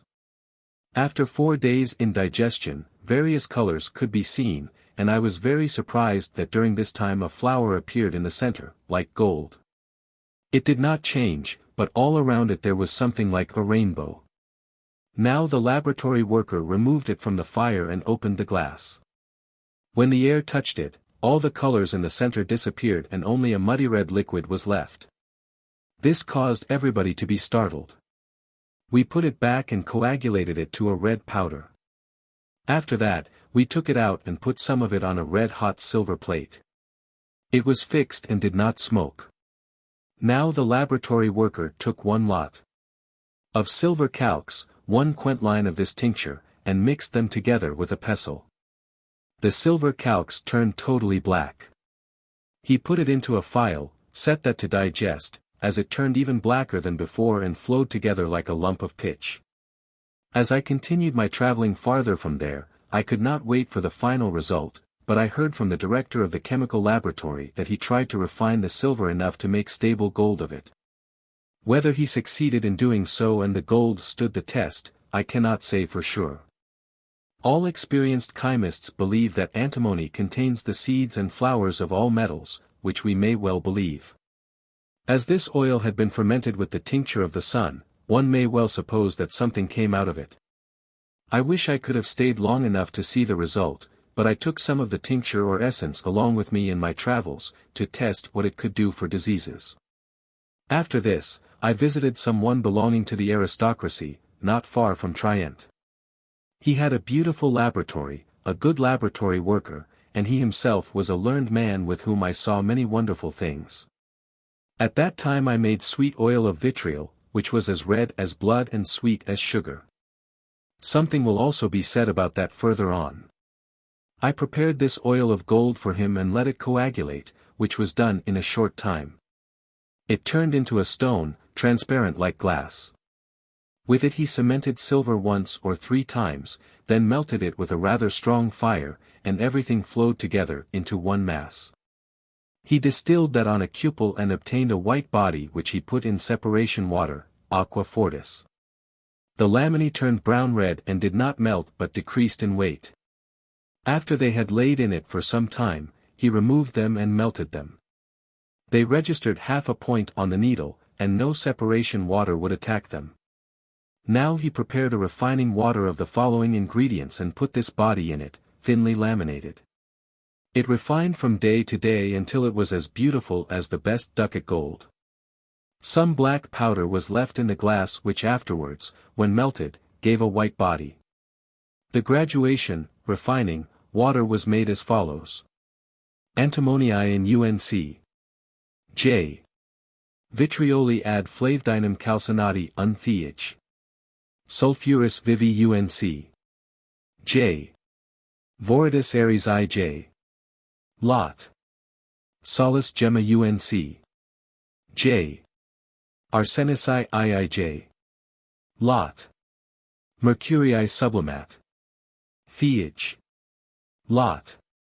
To be very well mixed and pulverized, imbibed with the urine of young boys, distilled in a retort by the degrees of the fire, in a very large receiver, propter impetus spirituum copiosissimorum destillenter, exhibit aqua lactea, quam 1.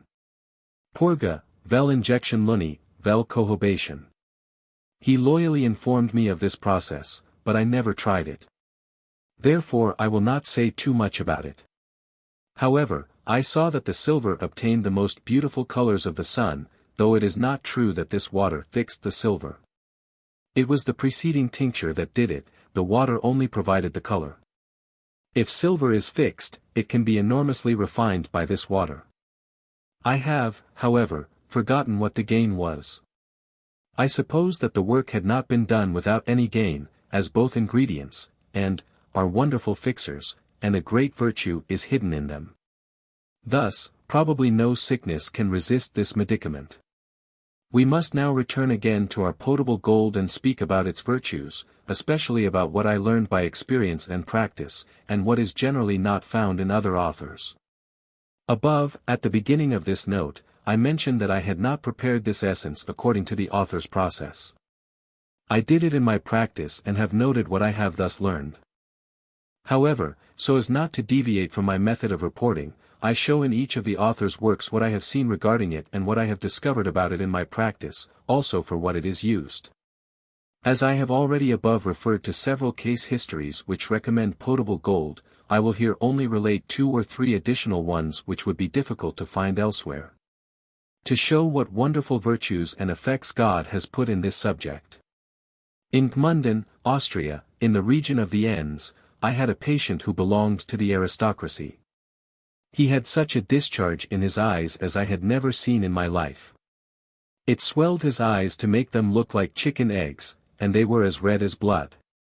It is easy to guess how much pain they cause him, as he could rest neither by day nor by night.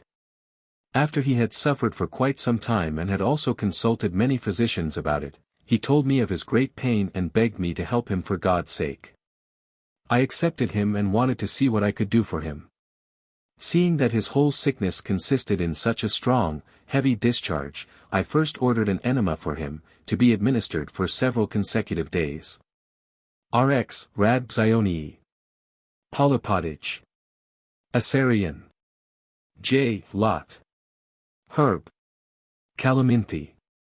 Botanicae. Malvi. Oregani. Mercurialicin. M. J. Cork. Myrobalin. Indj. Lot.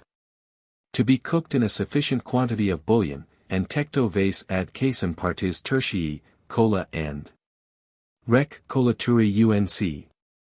J. Electuarii Dracini J. Lot. Melis rosette. IJ. Lot.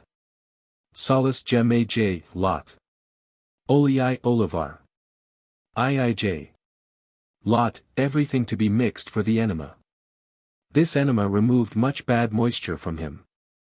After that, I used many topical remedies, but it was to no avail. Although at first the discharge seemed to go away, it nevertheless returned each time. I, too, despaired of him and did not want to try anything further. But because the poor patient was in such pain, he begged me to try everything, even if it took his whole fortune, for he would rather die or be quite poor than suffer such pain. I then prepared potable gold for him after my own recipe and cleansed him 6 times a month with an extract of antimony and spirit of vitriol. After that I gave him every morning 4 drops of gold essence, and prescribed a proper diet for him. Within 2 months the symptoms disappeared, the tumor vanished, though the redness continued for some time. I drove it away with the following water. Rec. Aq. Euphrasii. Rosarum I.J. Lot. Levisticii J. Lot.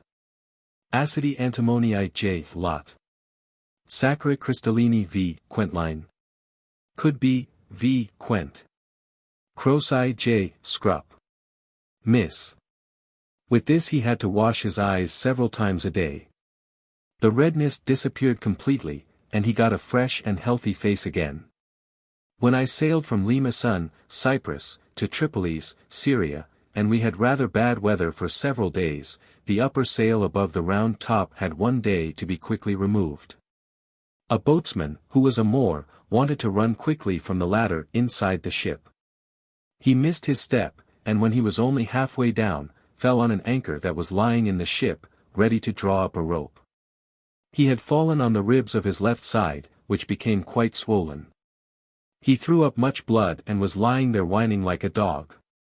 We were now on high sea, and no apothecary was near. I felt pity for the poor man, took my supplies and gave him a dose of my potable gold, mixed with sweet oil of antimony.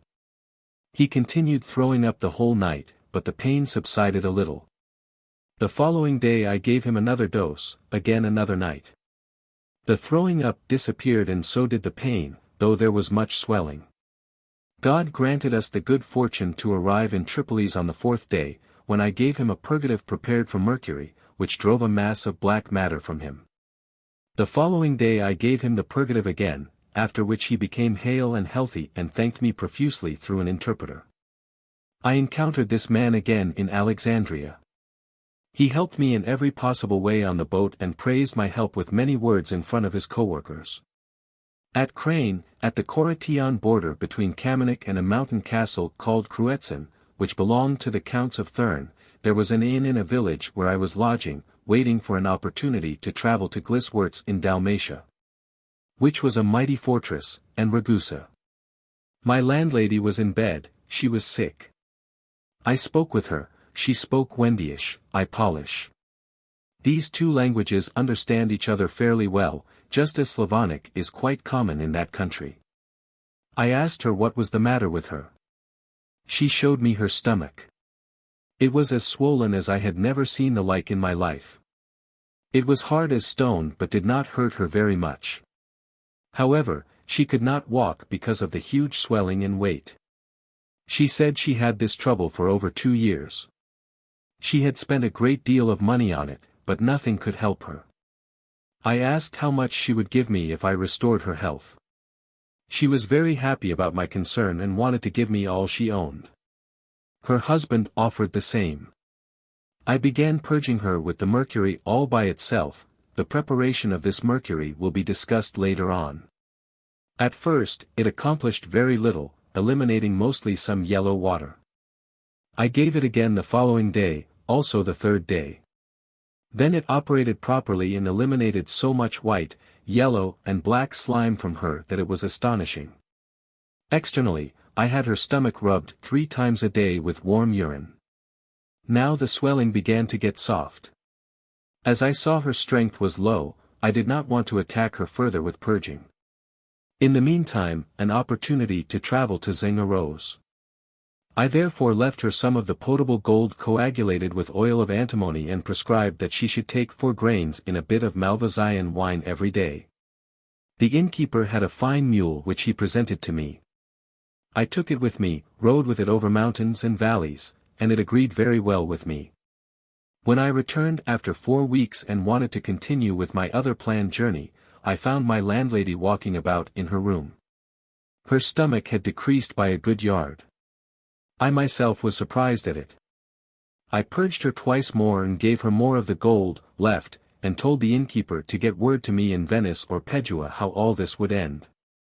He did so after 1 month, telling me in a letter written in Wendyish that his wife had become quite hale and healthy.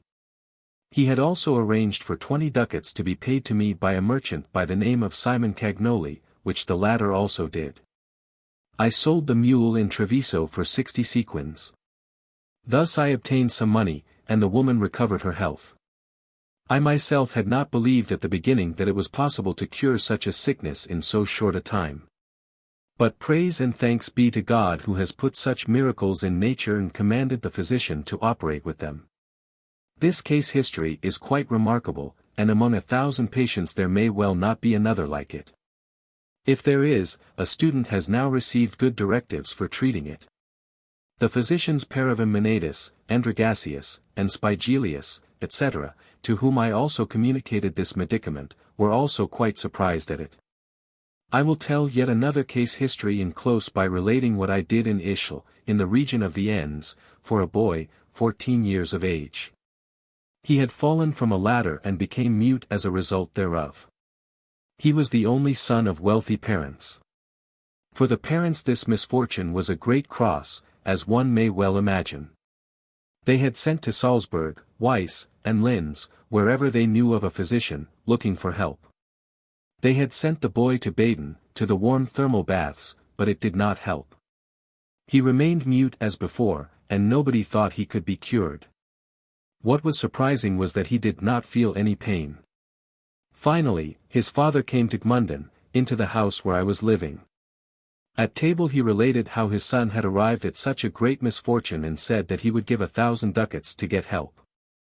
I entered into a conversation with him and said that if he were ready to trust me, I would try something with the boy. However, I did not want to promise him certain help, as he had already tried so much in vain. He was glad about it, and I drove with him to Ischl to examine his son and thereafter come to terms with him. After examining the patient, I said that it would be a lengthy treatment because the veins and muscles of the tongue were bad, but if he agreed to send his son with me to Gmunden, I would do my best to cure him. The parents liked my proposal. I took the boy with me and began the treatment. The father gave me 40 ducats for the preparation of the medicine. I took 20 ducats thereof and prepared potable gold without the addition of antimony. I purged the boy 3 times with antimony, and will later indicate how to make this preparation. After that, I gave him several sudorifics, also prepared from antimony. They made him perspire a great deal. Thirdly, I prepared a solution for him with which I had his head washed twice early in the morning before he had eaten. He was to be washed each time for almost a full half-hour, to thoroughly moisten the veins. Rec. Rad. Perethri. Caryophyllite. Acerylin J. Lot. Botch. Lori. Juniperian. IIJ. Lot. Herb. Rosamarini. Botanicae. Spicae. Salvii. Majorin. Heteri. Musci terrestricin. M.I.J. Camopit. M.J. Flor. Verbaceae. Chamomile. Melilodian. M.I.I.J. Lumbricker. Terrestre. In Albano execator J. Lot. Sulphuris vivii J. Lot. Incidanter, to be mixed and cooked in a common liquid. This solution agreed very well with him. He could lift his tongue and did as if he wanted to speak, but could not yet quite manage it. Meanwhile I had prepared potable gold and gave him every morning 5 drops in cherry brandy. When he had taken it for 10 days, he recovered his speech, though he still stuttered somewhat. For this trouble I prescribed the following balsam. Rec. Extracti Felis Caprilli J. Lot. Olei Succini. Angelici. Caryophyll. N. J. Lot. Chamomile. Rum I.J. Lot. Lavendel. J. Lot. Nussus Mosh. J. Lot, everything to be mixed. I had rubbed him with it every morning and night, and he was freed from that miserable symptom through God's blessing, but I did not get the 1,000 ducats. Even so, I was so well compensated that I could be satisfied. Owing to this healing, I acquired a great reputation, which was important to me as gold. It is right, however, to reward good work with gratitude. Chapter 6. A common way of making potable gold. Take some gold purified through antimony, 3 lots. Dissolve it in oil of salt, mixed with mercury made of urine. When the is well dissolved into a golden oil, pour the oil of wine into it, and it will become red as blood. Take 1 part of this blood and 10 parts of spirit of wine, distill over the alembic till it is quite beautiful like a ruby, and you have a potable gold which can be used internally and externally. Note: the author indicates various processes for making potable gold, and when they are examined by day, it is all one work, that is, a dissolution of gold. Only the menstrua are somewhat changed, for the rest it is one and the same, as I have already mentioned. You can take any menstruum you like, provided it does not harm, so that the gold is not contaminated by it, thereby causing harm to man. Through the menstrua gold does not acquire any other virtues than those it already has. Arousing those, however, so that they can come out of their potentiality into actuality, can only be done by a suitable menstruum, which has been discussed in various notes. Whoever possesses a good menstruum, let him dissolve gold in it, and he has enough processes, and must not look for another. Even if there were 1,000 processes, nothing will finally result thereby but a dissolution. Nevertheless, one process is better than another. The present preparation is just like the recent one with the oil of wine, except that the spirit of urine is added to the oil of salt. Aside from that, it is one operation and has one effect. But here he speaks of the mercury of urine, which is no other than the spirit of urine, and he does not say anything about the method of its preparation. Although I have already referred to the spirit of urine, I will nevertheless describe here the right preparation of the mercury. So that laboratory workers are not hindered by a lack of knowledge thereof and can find in one context the whole perfect process. It is done as follows. Collect a good amount of boy's urine, let it putrefy for some time, and distill the first and subtle spirit over like brandy. Set the filtrate in digestion for 8 days and distill again as before. Keep the spirit but boil the leftovers of both distillations quite dry in a kettle. Calcine it in a potter's furnace, extract from it its fixed salt with rain water, knead it under potter's clay, and distill it like common spirit of salt. You will obtain a yellow, sharp spirit, rather heavy in weight. Rectify it to remove all phlegma, then pour on it by drops the first prepared volatile spirit. It will effervesce strongly, so that you will be surprised to find so many opposites together in one subject. A white substance will precipitate. Let it settle, pour the phlegma off from it, dry the rest, put it in a cucurbit and sublimate it with a strong fire. A beautiful bright sublimate will rise into the alembic. Remove it and keep it, as it is good for many things. Take 1 part of it, add to it 3 parts of spirit of salt, digest this together and distill it. Now you will have a wonderful menstruum for dissolving not only gold but all the other metals and minerals. Now dissolve the calcined gold with it, according to the author's instruction, and you will obtain a very fine and right extraction. While feces will be left over in the retort, which turn into a white body if they are melted with borax, but it is quite untractable, brittle, and breaks. If it passes through the bath of Saturn, however, its malleability is restored and it turns into a true fixed silver, which has also been referred to in the previous note. How to process it to revert it to what it had been has also been reported. The mercury spirit of urine is an excellent medicine for all pulmonary diseases, because it cleanses them thoroughly and rids them of the slime that is the cause of tuberculosis, asthma, and other severe sicknesses. If one takes of it only 1 drop in a liquid such as hyssop, melissa, or carbobenedict water, it also expels the calculus, but without any suffering.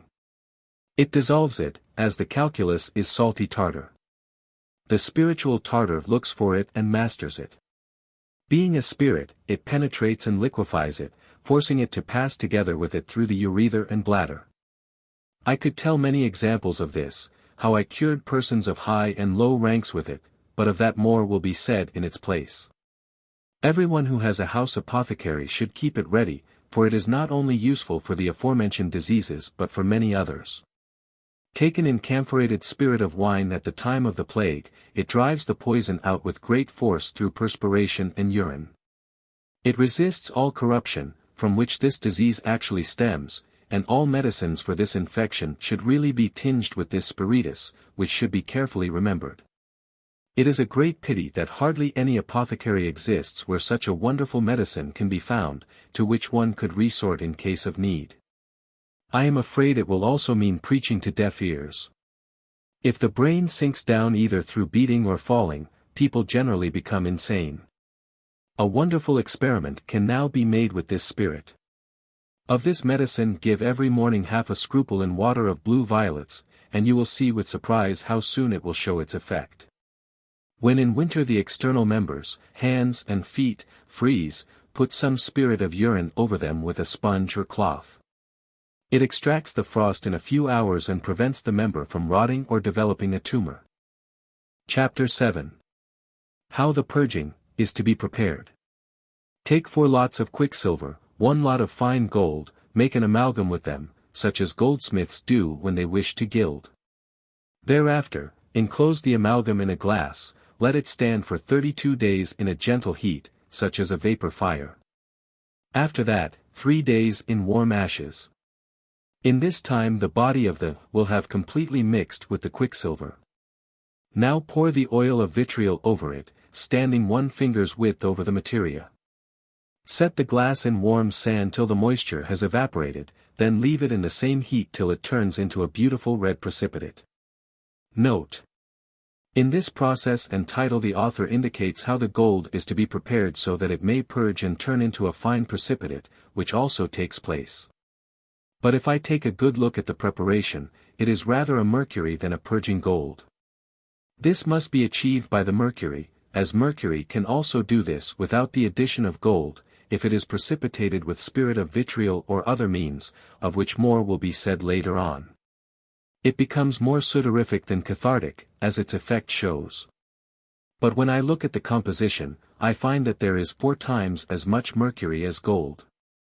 Therefore it is wrong to call it purging gold.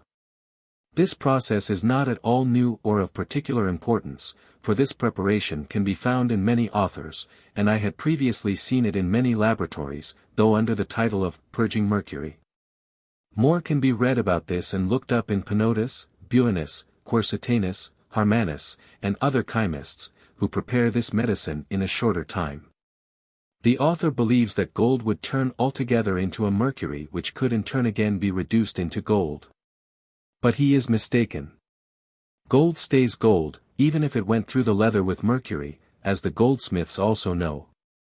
If they wish to gild, they must put the gold on the silver, and even if everything had been precipitated and appeared to have become fixed, it could be driven off in a good fire, leaving the gold beautiful and shining. It had therefore not been altered, let alone turned into a medicine. Therefore students must be alert not to be misled by splendid titles. In this composition one can also see that gold stays as it is and does not impart the least bit of its substance to the mercury. Accordingly, gold does not cause such a purging. But whoever wants to purge with gold, let him take only aurum fulminans, gold that explodes over fire with sharp detonation, beaten into thin leaflets, which, however, must be properly adulterated, 10 or 12 grains. He will find that it also purges violently without mercury, but without pain and danger. It will rid him of much bad moisture, especially if it is wrapped in a little black hellebore and taken in pill form. Then it purges exceedingly well, and is especially good for persons who cannot take much medicine. It is also a good remedy for persons who cannot take much medicine. It is also a good remedy for fine gentlemen who generally do not like to take many medicines and would rather be purged without them, if it were possible. Thus, some time ago, I purged a noble count without the addition of any medicine, either external or internal. The following day he had 12 stools. It was indeed a fine piece of the art, and many who read this will probably have a good laugh at it. But let them laugh or cry, it is the same to me, but even so it is the bitter truth, and I can perform it again whenever and at what time you are asking me for it. Nor is it sorcery, as some will think, but it happens in quite a natural way. In addition, it is surprising that it enables people to have as many bowel movements as they wish, and when they feel that they have been purged enough, they can at once stop, so that there is not too much of a good thing. Even if a man were several miles away from me, it can still be done as if he were present. This purging method also provides you with a good way of purging pregnant women in case of need, as I tried recently with 2 such persons. It harms the fruit in no way, as it affects its operation without any trouble. That I should reveal it to everybody, however, I will not do. I reveal anyhow so much as nobody has ever done before. For how often it happens that a pregnant woman must be purged, and this is especially dangerous in the first and last months. Often mother and child must die from it. Those can be helped by this means, aided by God, and this is no paradox. From a metallic body I can make a salt that is beautiful and bright like a crystal, without any rectification. It tastes like a somewhat sour apple. If you put no more than a grain of it on your tongue and let it melt, it purges in a surprising way 12 or 15 times, without any discomfort. Children and pregnant women can also use it, which is indeed a fine performance. It does not only attack the fluids, leaving the hard feces behind, as some purgatives sometimes do, but it removes all feculent material. It may well be called a specific purging medicine, and can be prepared in a few hours. But what kind of a metallic body it is, each may ponder upon, because it has no name. It is black, white and gray, and is heavy as gold. From this one can easily see what it is. Ha, ha, ha, ha, ha. What is more, I can cure epilepsy with it and have done so for various persons, praise be to God, giving only 1 or grains in a specific liquid, such as linden dash, cherry, or swallow water. Well, to treat further of this cannot be done here and will probably be done at another place. Pope Pius uses this purging gold for the cure of the French, syphilis, giving 2 or 3 grains in 1 lot of Tyriac. True, the impure syphilis-infected blood is mightily cleansed by it, for it is not only purged through bowel movements but also causes profuse perspiration. It must be remembered, however, that if it is to purge, it must not be too fixed. If it is to cause perspiration, it must be reverberated in a strong fire. Then it gets a diaphoretic virtue and drives out the perspiration. All diaphoretics must be well fixed and separated from their volatile spirits, because the volatile spirits move the abdomen and purge, as may be seen with antimony. Many think that it is impossible to prepare it in such a way that it only purges through the lower parts. Whoever can control its volatile spirits, however, can easily achieve it, and by many and various means, of which I will speak further on in detail. Likewise, it is also used for the plague in lemon water, juice or spirit, because it strongly fights every poison, provided it is made quite fixed. If great impurity is noticed in a subject, it can also be used for purging, but it must be done immediately at the beginning, since, as Quintessence rightly reminds us in his Alexicaco, Mercurium strongly fights this poison. Thus one has heard that the plague had made no dent in localities close to quicksilver mines.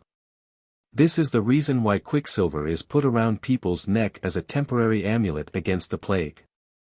This prepared gold is also used to advantage in cases of red dysentery when one generally becomes aware of a suspicion of poison, as in the year 1624, when such an epidemic prevailed in Thuringia.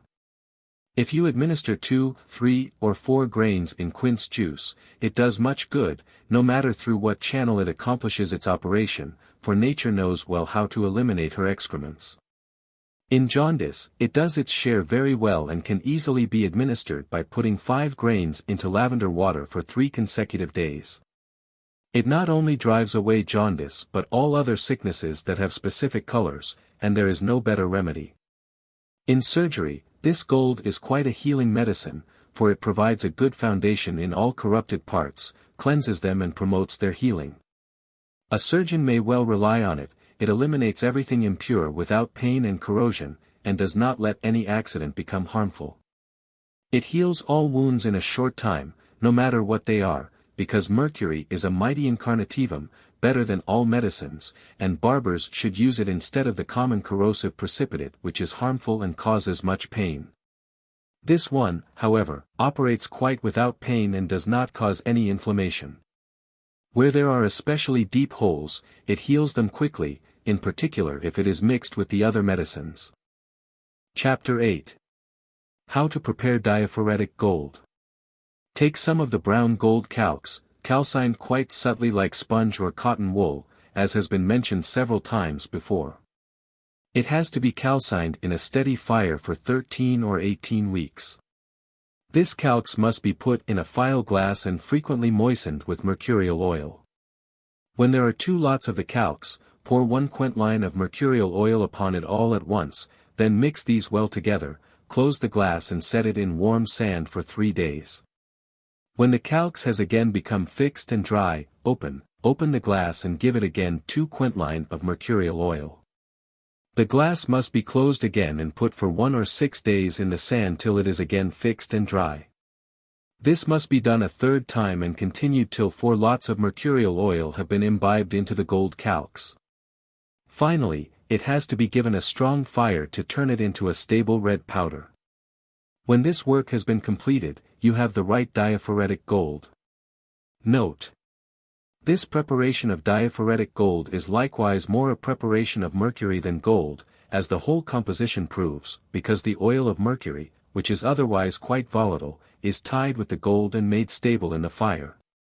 It should be more correctly called diaphoretic mercury than diaphoretic gold, as twice the amount of gold is added to the oil of mercury. This composition is almost literally repeated in the treatise on mercury. True, it is a fine composition, but one has to take care to obtain the right mercurial oil, devoid of any corrosive matter, otherwise nothing good will come of it. How to do this, will be clearly reported below by the author and myself, where the laboratory worker can look it up. Therefore, it is not necessary to add it here and to describe the same work 2 or 3 times. It is easy to prepare it, as these 2 coagulate easily. Only, one must not take too much liquid or oil. If it should happen through carelessness, the fire has to be correctly regulated to prevent the water or oil from rising and evaporating, leaving the gold alone at the bottom. This can very easily happen if there is too much spirit, because it is volatile and has great power. Not only does it rise quickly but it also breaks the glasses, as I myself have experienced. A beginning laboratory worker must pay dearly for his experience, especially if he is dealing with wrong and obscure processes. Strange things often happen, and nothing comes out of them. This is the reason why I have taken on this author, explained him, and illustrated him with special notes and experiments, making a real system out of it, so to speak, and so clear that a person with little intelligence, or one who only now begins to learn, can well work according to it. Whoever is not helped thereby, cannot be helped. Nor do I believe that anyone has been acting so sincerely. True, many have published beautiful writings, but that they had been verified by experience, that did not happen. The author did indeed not invent this process but compiled it from the old philosophers who said that the gold had to be prepared through mercury. This had a different meaning with them than the author now imagines. Some, however, got closer to this process. They were looking for a different liquid or mercurial oil and conjoined it with the gold. In that they were very successful and obtained a much nobler medicament than the authors. The author did hear a bell ring but he did not know in what village, because the term mercury is an ambiguous word, and among 1,000 there is hardly one who hits on the right understanding of it. The right mercury or its liquid absorbs the gold in such a way that it is so strongly conjoined with it that they can never again be separated, which common mercury does not do. Even if it obtains great fixity, the 2 do not conjoin per minima. Saturn, no matter how lame he is, knows how to separate them. What he examines and finds to be stable will remain stable and need therefore not fear any enemy. Of such a nature and capability is also the liquid of the real mercury. But where to find and obtain him, I cannot report at this time, as I myself have not yet met him, although I saw him for some time at another good friend's. But to me he did not wish to come, although I have not stopped searching for him. Many philosophers have reported that he can surest be met in Egypt. Therefore, I did not begrudge a journey to Egypt, visited there all 7 ports where the Nile flows into the sea, especially as they say that he lives near the water. That may well be so, because where the Nile does not flow, Egypt is desert, dry and infertile and uninhabited. Therefore I could not inquire in such places but travelled from one port to another, was referred from one to the next, from the uppermost, the Conopico, to the Balbitico, from there to the others, the Sebenitico, Pelugiario, Tenetico, Fenitico, and finally to the Mendocico. However, I achieved as little in one port as in another, though I saw some horrible and enormous crocodiles. If Mercury had crept inside them, because when you are looking for him, he has a way of hiding like the polyp, I cannot say, but I can truthfully say that I met with great danger in Egypt, and yet God's providence did not allow me to find Mercury. I will probably not do so till God takes pity on me and grants him to me for a good medicine, as I greatly harmed my body in my youth with travelling and laboratory works, and this blessing of God must be obtained by continual and devout prayers. What I have so far said about Egypt has not been done without a reason, as some would imagine, for the Mercury I have in mind is a true son of the Nile, which takes its origin in the mountains of Luna and flows through the whole of Egypt. Sapienti satis. In the course of my travels, however, I came to know many kinds of fine earth and metallic stones, which are useful to me in many ways. Nor will I withhold from the kind reader the good things that happened to me. Although I did not get to know the true mercury, I did find a mercurial liquid with which I can prepare a wonderful potable gold. It is indeed no mean arcanum, although I have so far kept it as my greatest secret and have been reluctant to reveal it to anybody. Even so, I will not withhold it any longer but communicate it to my fellow man and serve him thereby. It must be prepared with great care, however, as the spirit is so volatile that it vanishes from a glass that is not tightly closed, even if set only in the air, without the heat of the sun and the fire, at which I have often been surprised. As mentioned earlier, this liquid is so acceptable to gold that they quickly conjoin and want to stay together. How you can obtain it is done as follows. In the gold mines there is a yellow or red earth. Have some of it brought to you. Now take some of that, powder it, pour distilled rainwater over it, boil it for 1 to 3 hours, and when there is no more water, add some more. Then suck it down slowly, filter it through paper, distill half of it off, and put it in a cool place. After a few days, mighty beautiful crystals will sprout. Remove and dry them. They taste like sour wine, almost like cream of tartar mixed with a little bitterness. If they are left for a few days in a closed glass, in gentle heat, they turn as red as blood. Now take a good amount of the aforesaid mineral or earth, crumble it and dry it without fire. Mix the crystals with it, 1 part of crystals to 2 parts of the earth. Put this mixture in a retort, place a rather big receiver in front, and distill by degrees. You will obtain a beautiful white mercurial spirit. Enclose that in a phial and let it digest for 14 days in a vapor bath. Then separate the phlegma from it, rectify it once or 4 times in a glass retort set in sand, and you will obtain a beautiful secret mercurial spirit, of which you will not have seen much. It has a very nice taste. Now take 1 part of the gold calx, prepared as I have taught in my note above. Add as much of the mercurial spirit, congeal them together well closed, and when there are no more yellow drops, add the same amount of spirit and coagulate again. It will again become fixed in a short time, and the gold will open and become quite red. Pour more spirit over it and process till the gold turns blood red and is fireproof. You will have a medicine, the like of which you will hardly find. It can be used for all diseases and all men. You must not try to find out how it operates, for it works according to the disease, and its effect is very fast. It very quickly drives the perspiration if the sickness is supposed to be cured thereby, yet without any subsequent tiredness, as may be seen sufficiently from the few examples and experiments cited. From which the application of the medicine can be learned, also where it is required. If nature will not have it otherwise than that a purging should be used, it must not be omitted. I prepared this medicine only once, because I can only rarely obtain the required earth, especially in view of the present menace of war. It happened in 1624, when the red dysentery was raging amid the young, and I first tried it on my oldest little 4-year-old daughter. She had also succumbed to this cruel epidemic, and so much so that I doubted for her life. She had a strong fever, her pulse was rapid, hard, and strong, she had a very great thirst, her tongue was all black, and her excrements were black and green. Day and night she could neither rest nor sleep due to the cruel pain. Moreover, she could neither eat nor take medicines but vomited everything, even if it was ever so little. All these signs pointed to death. There was little hope, as the symptoms could not have been worse. Although she was not lacking in any good remedies, nothing would help her in the least. Just then, I had this work in the fire, and although it had not yet been quite brought to its perfection, I opened the glass and took some of it out. I wanted to try what it could do in this desperate sickness. I gave my little daughter 3 drops of it in a little bouillon. She kept it down and afterwards lay quietly for 2 hours. I believed it was an omen of death and that all her strength had gone. But, praise be to God, things turned out quite differently.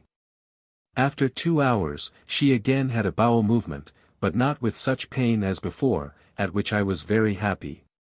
As I noticed that much putrid matter was present due to the internal tumors, I considered it necessary to expel it by a little enema, which was applied and relieved her. It was made as follows. Rec. Rad polypodi. Liquirici. Sem carthami cortus. N. J. Lot. Herb. Oregani. Calamint. Abratani. Absinthiae. Centaur. Min. Flor. Hypericonon. M.J. Court. Granat. I.J. Lot. Furf. Turdic. Hordii mundian. M.J. Coquanter in lact caprillo vase classo, cola and colaturi J. UNC. Hyeri colocynth. I.J. Lot. Melis rosati J. Lot. Solus com J. Lot, mixed, and this was the enema. After this enema, the colic diminished somewhat. Thereupon I gave her another dose of this gold, and I could see with my own eyes that the child got new strength, so to speak, and improved. After 10 hours, I again gave her a dose, and a fourth after another 6 hours. With God's help and this sole remedy my child recovered completely. Later, I cured more than 30 patients with this one remedy, and most of them are still alive at this time. The following year, in 1625, a surveyor of the waterworks in the saltworks of Sulza in Thuringia, a hard-working man, had so much pain in his left side that he could not relax day or night. He went for advice to Naumburg, but things turned out very bad for him. A severe fever followed which lasted over 4 hours every day. Soon after that, his thigh began to swell, and finally his whole abdomen. He sent for me, asking me to help him. I saw that it was dropsy at its highest stage. I purged him 3 times with mercury, as will be described below. An enormous amount of water went from him, but he was so exceedingly tired that I did not wish to attack him further with purging. All at once the water was eliminated too frequently, removing with it much spirit and strength. As he could not take any food, I had to think of a tonic. I therefore gave him every day 3 drops of potable gold in plain water. After that, he found new strength, as he reported to me, and felt quite light all over. The swelling, however, continued, and his abdomen and legs were quite soft. When I saw that his strength was increasing, I gave him every week one of the pills, each time 1 scruple. Rec. Extra. Hellebori nig. Rhabarba. Mag. Gumi de Peru J. Lot. Turpity mineral. J. Lot. Tincture coral. Rub. I.J. Lot. These mixed, and with oil of cinnamon made up the mass of the pills. They worked exceedingly well, without any discomfort, and expelled the water in a moderate fashion. In the meantime, I gave him every morning 3 grains of potable gold. The swelling subsided, and after 9 weeks he was completely free of it, so that not the least could be noticed about it. However, as he did not keep to a proper diet in eating and drinking, for he drank far too much, the same sickness returned in 1628 and he died of it, unable to obtain the same remedies as before.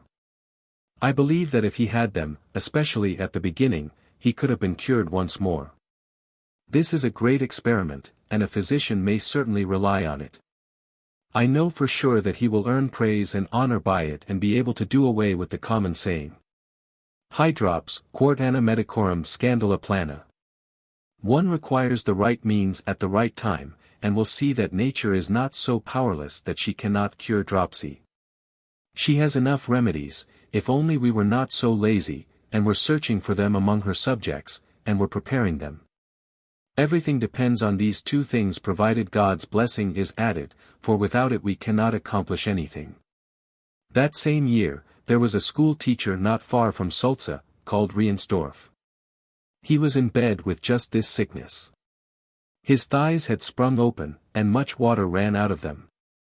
Nevertheless, his abdomen stayed thick, and at the same time his genitals had ruptured, so that much water went from him. He, too, sent for me, asking me for advice, as he had heard that the surveyor in Sulza had been cured of precisely this sickness. As he could not pay for the required medicines at the apothecary, I gave him some of my own, even if they were 10 times better, for God's sake.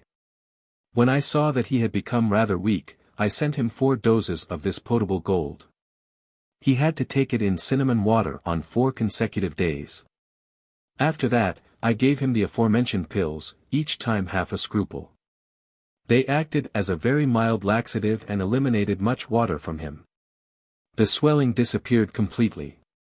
I continued 4 times a week with the potable gold, and did this for 2 months. His thighs were still somewhat thick and open. I therefore prescribed the following footbath, in which he had to wash twice a day, as hot as he could stand it. Rec. Herb. Ebuli M.I.I.J. Court. Sambusi M.J. Fall, Artemis. Pentaphyl. Anelhi.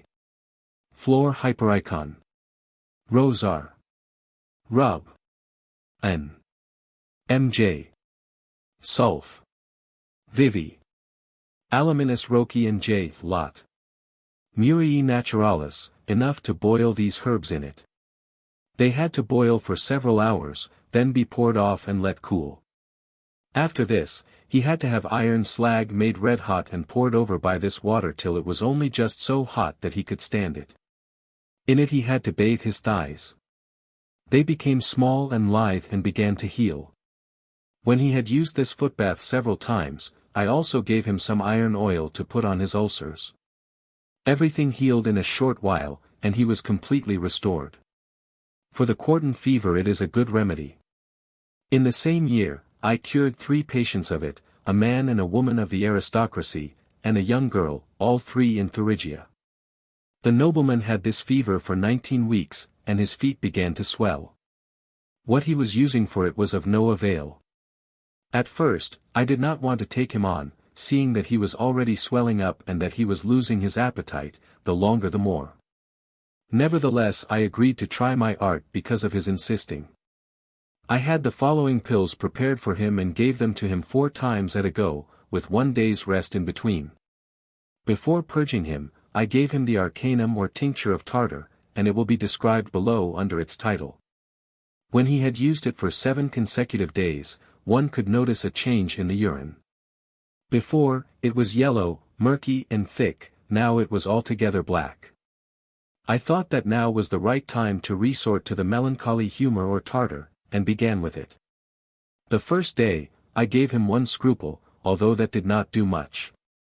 The following day, I gave him 1½ scruples, the 3rd and 4th day, 2 scruples each time. They achieved a great deal and eliminated so many black feces that one could wonder how so many could have been held in the abdomen. The arcanum of tartar had softened them, so that the pills could expel them. The pills were made as follows. Rec. Extra. Helleborinic. Gum. Ammoniaci. Quart. Fraxinian. J. Lot. Aloes J. Lot. Antimonii com spear. Vitriol. Precip. J. Lot. Tartari vitriolite J. Lot. Salus felicis. Absinthiain. J. Lot. Tincture, Crocei orientalis J. Lot. Martis J. Lot. Cum oleo rosas marini, was the mass of the pills made.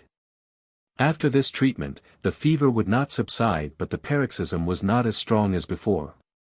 Thereafter I gave him 6 times some of this potable gold, each time 3 grains in an extract of root of fern. The fever left and did not return, and the patient had completely recovered. With the other persons, however, where the fever had not yet become so severe, I used nothing but potable gold, 2 grains at one go, in an extract of fern, on 2 consecutive days. They were completely cured. I will relate yet another case history, when I used this potable gold in a case of consumption. A noble young lady had not had her menses for a rather long time. In addition, she had lost much weight and had a fever. She continued losing weight from day to day but even so did not want to take any medicine, except what old women cooked and gave her. When then her end threatened to come on St. Matthew's Day, she tried more than ever. She had a physician fetched from Weimar. When he came, he already had enough with one look at her, did not prescribe anything, and left again. Her brother, who was a good friend of mine just as the previous patient whom I had cured of the quartan fever, looked me up and told me of her condition and how the physician had left her in despair. He begged me to look after her. I gave the same reply as the Weimar physician, namely, that they had waited too long. They, however, implored me to take the trouble of going with them to their home, as it was no farther away than 1.5 miles. When I arrived, she was lying there withered like a skeleton. I could not comfort her very much but said that I would try something with her. She was to call on God for a healing. I gave her every day 2 grains of this potable gold in rose sugar, because I could not undertake anything else owing to her great exhaustion. Rose sugar is also known as conserve of roses. I left again the 3rd day, leaving her a whole quintline of this arcanum. I prescribed her to use it every day, and within 14 days she was to inform me of her condition. In my heart, however, I did not think that she could be cured. What happened? After 14 days, she wrote me a letter in her own handwriting, informing me that she was feeling better and that her stomach demanded food. She wanted to know what kind of a diet she should follow. I wrote her what was required and ordered her to take the medicine I had prescribed every day. 4 weeks had not passed when she got up and learned to walk, which she had been unable to do before for 10 weeks. Of that she also informed me, and she continued in that way. I sent her more of the medicine, as much as I had. Shortly thereafter she reported to me that her menses had appeared again, though quite pale. I replied that she should be glad about this, even if they did not have the color they were supposed to have, as it could not yet be otherwise. She was to continue the treatment. After 3 months, she was quite hale and healthy, her weight had increased, and she recovered her natural color. Later she married, and is still alive today. I consider this cure a miracle, for whoever would have seen her would have sworn that she could not see the 3rd day. Nevertheless, God has blessed this medicament, enabling her to recover her full health, which should be remembered. These are my experiments with potable gold. I have no others to write about, but the conclusion is easy to draw. If it has performed thus in the main diseases, what could it not do in the lesser ones? And as it is a powerful diaphoretic, there is no doubt that it would very well do its share for the plague and epidemical diseases. I hope to God that it will also be a success for all those who use it, and wealthy people should try to obtain this noble medicine. I have been unable to get this mineral earth again. Not that it could not be found again, but that it could not be extracted and brought to me due to the war. Nevertheless, I hope that I can shortly obtain it again and with God's help again prepare this noble medicine, thus serving my fellow man and my family in case of need. I do not doubt that it could be used for many other things, but because I have not tried it, I will keep silent about it. Each may try it himself, then he can best judge and see what he can achieve with the virtues I have described above. Chapter 9. How to prepare a Mercurium vivum from gold and other metals. Take 4 lots of Hungarian gold, dissolve it in salt oil, distill the salt off, and brown calx is left at the bottom. Put that into a flat glass, close it tightly and give it a constant fire, but so that the calx does not melt in the glass. Let it stand for 8 or 12 weeks, and the calx will be so much reverberated that it becomes quite malleable, like dust. Now dissolve it in oil made of antimony and mercury, let it stand in the heat till the oil disappears altogether and dries up. Then begin to sublimate with a strong fire, and the gold will sublimate above on the glass like a golden ring. Remove it carefully. It can be manipulated with the fingers like an amalgam or quicksilver, except that it does not run like the common quicksilver. Another way. Take subtle gold calx, calcine it with the elementary mercury of the sun or moon. After the calcination, add as much live mercury to it and put it into a sublimatorium. Let it stand in gentle heat for 8 days till it turns into a sublimat. Now begin sublimating. Enclose this sublimate in a glass and set it to digest for some time in a vapor fire, and all the sublimate will change into a mercurial body.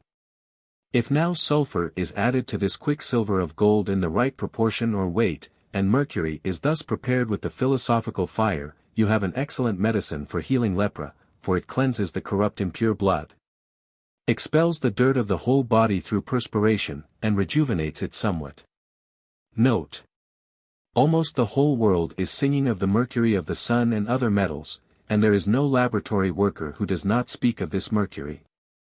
I have also met many learned men who thought that the mercury of the sun was like the bride around whom there is so much dancing, but what they got was little, just like the suitors of Penelope. It is the same with this mercury. I would like to see a man and speak with one who does not have this mercury on his brain. But mercury laughs at them and causes them enormous confusion. If there is one subject under the sun that causes much work for the alchemists, it is this, and many believe that if only they could prepare the mercury of the sun, they would be on the right way. And that no better way could be found in the whole world. This is so because the philosophers unanimously indicate that the first beginning of the work must and should be a work based on the rays of the sun, as Sendivogius says. This saying has made a fool of so many and has sublimated their brain to such an extent that for the sake of mercury their work came to nothing and went up in the air. Even so, whenever I entered a laboratory, I saw that they were busy preparing the mercury of the sun. Much money has been squandered on it and strange processes have been invented, that one must rightly wonder that human ingeniosity has accomplished to fathom that secret. And I say frankly, if Hermes and Geber were to raise from the dead, they would be horrified and could never do such works. And although Geber experienced many beautiful things in distillation and wrote tremendous processes himself, they are nothing in comparison with the present works, for each wants to be above the other. Each tries to show his work in a better light, and each praises his work above that of others. If they are seen in daylight, however, they all show the same result. That is, one remains a fool like another, and one accomplishes as little as another. Under the late Emperor Rudolph II, I know that more than 10,000 ducats were spent on this mercury, and not 1 ducat's worth of usefulness resulted from it, except that syphilis, which was at that time quite common in Prague, could be cured faster. But this cure costs a lot of money, and syphilis is not worth so much, it can be cured at less expense.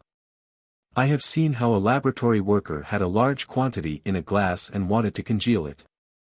I laughed at this work and asked what it was that he wanted to congeal. Since the gold had been fixed before, he would not, if the desired fixation were to follow immediately, obtain more than there was before. But he could not get this into his mercurial brain and thought that there would be 10 times more than there was before. But the tables were turned and the glass received a shock. Now the prisoner broke loose and fled in silence. He looked around to see how he could safely get away. Seeing no way or hole except the firewall, he fled through there, and the good plan came to naught. How Mercury must have laughed at this foolish young man when he escaped so easily from prison. In brief, say what you like, Mercury remains a trickster, goes hither and thither, tries his luck how he can deceive the gods and men. Besides, he also has a thieving nature, carrying away the veil of Venus and Vulcan's instrument. And again, I am surprised that so much time is spent on the preparation of this mercury and the various processes that have been invented to this end. Our author has also described two for us, but both are not worth anything and are stupid enough for a laboratory worker such as the aforementioned one. For it is evident that gold accounts for the least part of it, and how then can it be called a mercury of the sun? Most of it is vulgar mercury and a little antimony, and if it is somehow properly treated, the common mercury can be driven off it, so that it must leave the gold behind. And suppose it stayed with it and mixed with it like one water with another, what good would it be? Because it would be a contaminated composition, and as little could be accomplished with it as with common mercury, except that in this way it precipitates somewhat faster. Aside from that, I cannot see anything else in it. Many artists believe, as our author also does, that if they had the mercury of the sun and conjoined it with its own sulfur, they would have the greatest medicine in the world.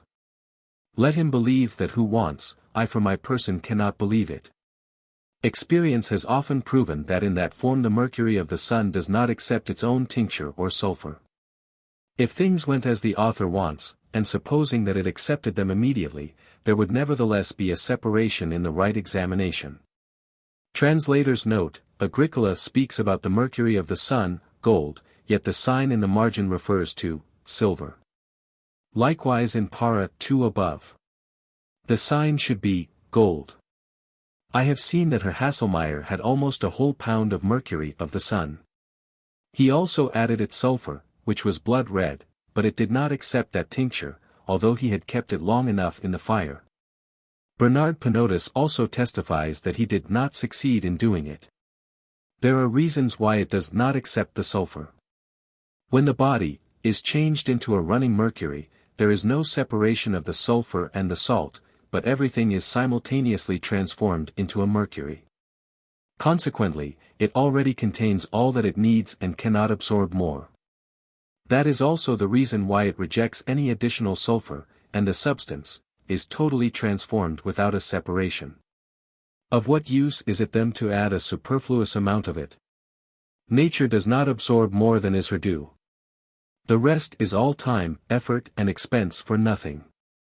Although there is something to it that the mercury is better than the common one, if it is processed to perfection, I do not doubt that common mercury can also be processed to that degree by careful preparation, except, as already indicated above, one is sooner coagulated and made stable in the fire than the other. It must, however, not be infected with the common mercury, which is only a bastard, but must be pure and perfect, otherwise it is not worth much. Whoever would like to prepare it, let him follow this process, for both of the author's processes are not worth a hood. Take sublimated mercury, sublimated with vitriol and salt. Make it come alive again as is customary. After that, take sal ammoniacum, as much as there is mercury, and sublimate it again.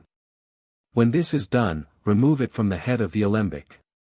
Discard the feces, and sublimate again. Repeat this sublimating till everything stays at the bottom and melts like wax or butter. Then it is enough. Now take it out and put it in a glass dish, pour over it ammoniated water of the sun, whose preparation will be indicated below, to moisten it well. Set it in warm sand and coagulate it. Then add again some water and coagulate. This must be repeated till it can no longer be coagulated but stays fluid like oil. Put it in a cold place, and it will turn into a beautiful bright water. This water is also used for other things, and in chemistry much can be done with it, especially as a means for refining silver. Now take as much of this water as you like, put your thinly laminated gold or silver in it, let it digest 24 hours, and the gold will melt and become like a sponge. Distill the water off, a dirty mass will be left at the bottom.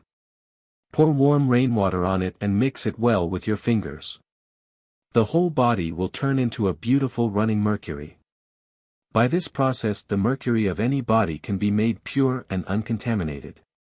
It can be used at the artist's pleasure, but to make the lapis with it will not happen this year. Although there are more means and ways for preparing the mercury of the sun, they cannot all be recommended. Most of them are quite wrong, and among 10 hardly one works. Therefore I will add yet another method by which it is easier to obtain it in less time. Here it is: take 4 lots of gold, dissolve it in aqua regis, as is usually done. When everything is dissolved, distill the water off to oiliness, pour fresh aqua regis over it, let it digest 24 hours, and again distill it to oiliness. You must repeat this work 7 times. Now give it a rather strong fire, and the gold will rise and sublimate. Remove this sublimate carefully and dissolve it in spirit of wine, strengthened by oil of salt. It will melt. Distill half of the water off and set the rest in a cool cellar. Beautiful crystals will spout.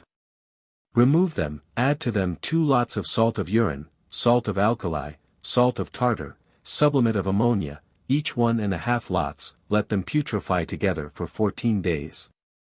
Now add half a pound of crude tartar and sublimate or drive it through a retort into a receiver in which there is cold water. You will see the mercury of the sun rise over quite bright like common mercury. It comes alive in the cold water. Remove it and purge it in the same manner as will be indicated regarding common mercury. You have again a true live mercury without the addition of common live mercury. Although our author thinks that many consider that by this transmutation the metal is brought into its prima materia, he himself cannot believe it but says that it is only brought into its second materia. One is as true as the other, for this mercury is neither prime nor second materia. When the philosophers refer to the second materia, they understand quite another materia, as Sendivogius writes in detail about it in his 12th treatise and his book on mercury. If this were the second materia of mercury, the philosophical materia could come out of it, but not by precipitation as the majority believe. They may precipitate as much as they like, they cannot do it. For this precipitate cannot only be revived and made volatile and evaporated like common mercury, which I have already mentioned several times, but it cannot be turned into philosophical materia, which materia is universal and not specific. And it is the soul of the whole world. Therefore all labor with the mercury of the body is lost, may they say what they like. Libavius believes that by adding common mercury to this mercury an excellent piece of art has been achieved, but it exists only in his imagination, not in the work. One has to laugh reading this fantastic trash of Libavius, when he adds, Harige oras Pamphile, and he considers this an enormous secret, when it is actually only mere fantastic trash, good for nothing. But I will not be against it and believe that it is better for medicines than common mercury. But this mercury costs much money and is an expensive medicine. A much better medicine can be made by making the gold potable, as I have taught you, than by first turning it into running mercury. Everything that has here been said about the mercury of the sun likewise applies to the mercury of the moon. I consider them at the same level, for both are perfect bodies which cannot be brought into their prima materia without the addition of the true philosophical materia, even if 12 fodders of processing were prescribed. I could certainly indicate over 300 processes for one of these matters, which cost me a great deal, though no real work could be found in them, except that I learned a fine knack for regulating the fire and boiling some water. A young student must not be led astray and must not believe anything those sophist fellows say. It is only words, and they cannot stand up to Vulcan, fire, but they and others are only being made fun of. Chapter 10. How to prepare vitriol from gold. Take 6 lots of fine gold which has passed through antimony or has been purified by it. Beat it into thin plates, coat it with the artificial mercury, called aqua regis by the philosophers, and give it a gentle heat. The plates will begin to give off a crocus and color. Put that in a clean glass, then coat the gold plate again and calcine it till a vitriol or color appears once more. Continue doing this till all the gold has become one color. This vitriol is like the crocus of Mars, iron. Put everything together and pour aqua regis over it. When it is dissolved enough, cleanse it with nature's water, then distill the phlegma off to half the amount, and a beautiful vitriol will sprout, which attaches to the glass like sugar. That is the vitriol from gold. Another method. Others, however, take the golden plates, beat them quite thin and fill the alembic with them so that, when the spirits rise into the alembic out of the artificial aqua regis, those same fiery spirits permeate the whole gold, extracting a subtle crocus which adheres to the plates like beautiful saffron. They remove it and pour over it paradise water, let it extract for 8 days, then decant, filter through paper, and coagulate it to a salt of vitriol. Note: here the author indicates 2 processes for making gold vitriol, but in their effect one is like the other. Only a menstruum, or solvent, is used, and a method of working is prescribed. It is nothing but a dissolution of gold with the corrosive aqua regis, which he calls artificial mercury. If you have a good aqua regis, it extracts a crocus in the digestion, but that is much better done by the spirit of mercury. It is nothing but a dissolution that occurs when aqua regis is poured on the calcined gold. It is not without merit and gives you a crocus, but it is much slower and afterwards leaves you with little spirit, because, if this vitriol is given strong fire in the digestion, it melts back again into a body. It results in a yellow spirit that is not really sour though somewhat bitter. The salt or the vitriol of the sun can be made in another way which goes faster and also dissolves the body better. Distill the spirit through the alembic, rectify it 3 times. Then take the salt from the death's head, add it to the first spirit and distill till the fixed salt also goes over the alembic. When this spirit is ready, beat the gold into plates, hang it in a glass above the spirit, and it will extract the crocus in the digestion. Then dissolve the crocus in distilled rainwater, filter it, and distill it by half. Now lovely brown, sometimes also red crystals will shoot in a cool cellar. They can be dissolved again, but it will not amount to much. It is indeed no radical dissolution, be it called salt or vitriol. It is nothing but a corrosion of the body, to weaken it so much that it can be made potable. When all these works are rightly considered, one is like another, and one has the same effect as the other.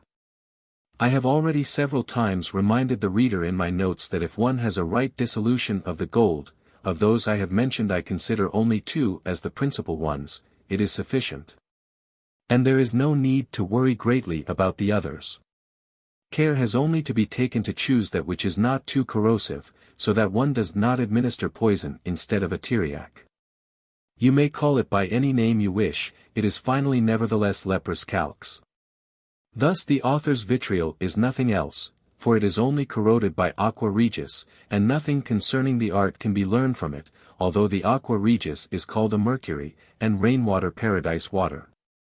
Words do not improve the work, and one should take the least possible notice of words but look solely to the operation and in what it will and should result. If the gold is calcined first, however, as has already been taught above, it can be imbibed with spirit of urine and thus be dissolved completely. It will leave its feces at the bottom. What is dissolved is decanted, and the menstruum is distilled off quite dry.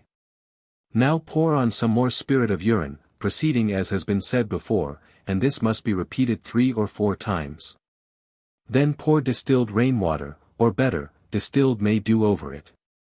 The gold will dissolve very well and will thereafter give off its crystals and salt. May dew is prepared as follows: collect a rather large quantity of it, put it in a big glass, seal the glass and set it for 6 weeks in the sun or in warm horse manure. The dew will coagulate, so to speak, but at first it becomes quite thin. The phlegma must be separated, and finally its spirit driven over with a strong fire. In this way one obtains a fine menstruum, useful for many things, especially if it is strengthened by its crystalline salt and conjoined to it. Now someone might ask for what purpose this vitriol of the sun is made and prepared. The author does not mention it with one word, but it is easy to see why: to turn it into potable gold, serviceable for many diseases in case of need. It is not necessary to write here much about how this vitriol is to be elaborated further, for this has been dealt with ad nauseam in almost all headings and chapters. I have seen in a noble house that a spirit was distilled from it, which was a wonderful cardiac tonic. It was quite different from the common spirit of vitriol. With it a tincture was extracted from calcined silver, more beautiful than the finest gold could ever be. It was a wonderful arcanum for epilepsy. Whether it could also be used in alchemia, I cannot truthfully say. I heard it being discussed, however, that if the yellow sulfur of silver were conjoined with gold, it would turn into a strange combination, supposedly a real augmentation of the sun. I have not tried it.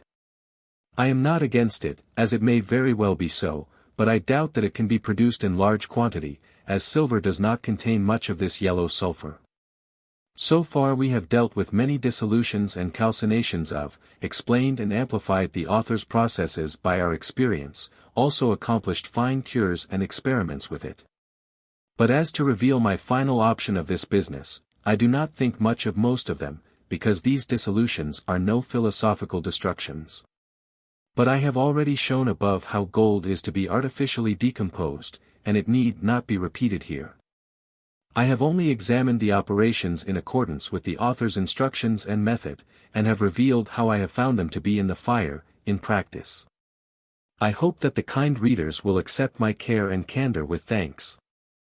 I could have written about many other preparations and my 30-year experience with fire. But that was not my intention. Had only resolved to analyze this author and to show how far he could be followed. Recently I got a hold of another way of preparing potable gold, such as Herherianus Aminsic, my old school comrade, describes in his Thesauro Medico Chymico, although a similar one is also found in Astadius Column Philosophorum. And Thurnhuser also mentions it. That oil has greatly proven its effect upon the insistence of a member of the nobility. I prepared it and found its effect so good that I did not wish to omit indicating it here, so that everyone might safely work with it. Although the preparation appears to be bad, it does not matter. Often there is more art in a bad process than in one that has been colored by many exaggerations which, when put to the test, show what it is. Now we will proceed with the preparation. Take Hungarian gold, well purified through antimony, have it laminated very thinly, then dissolve it in a right oil of the sun. I have already indicated its right preparation, more will be said about it below under its title. When it is dissolved, distill the oil of the salt strongly off it, and a fine gold calx will be left at the bottom of the glass. Take it out, put it in a small retort, pour enough cinnamon oil on it to turn it into a pap. The gold will soon begin to effervesce and become black. Pour on it a good alcoholized spirit of wine, standing 2 fingers' breadth above the materia. It will soon extract a tincture from the gold. Pour the spirit off and pour fresh spirit on it, and continue doing this till no more tincture shows.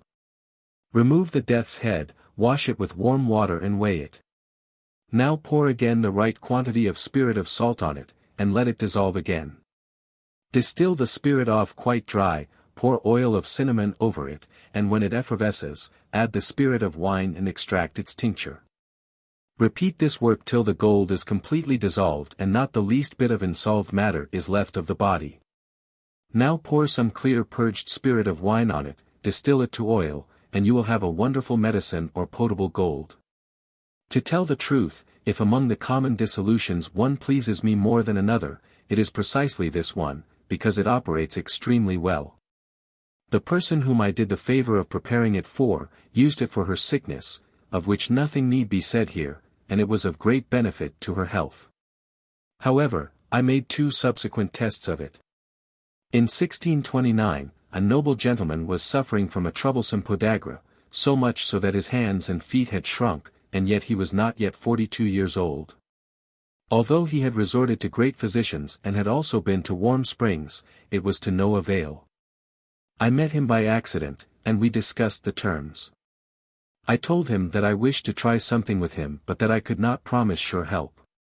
First, I purged him with oil of antimony, as will also be taught later. It went through bone and marrow, as he reported to me. When I saw that it agreed so well with him, I gave it to him again after 2 days, and thus I purged him 4 times in a row.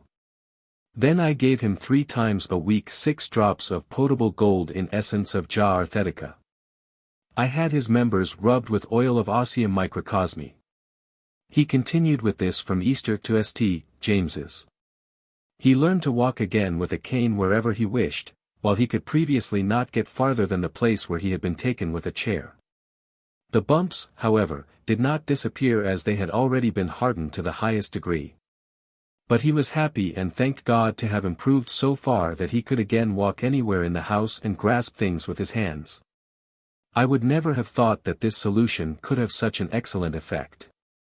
I also believe that he would have completely recovered if he had continued with this medicine. That same year, the little 10-year-old daughter of an honest man in Sulza had long had a fever.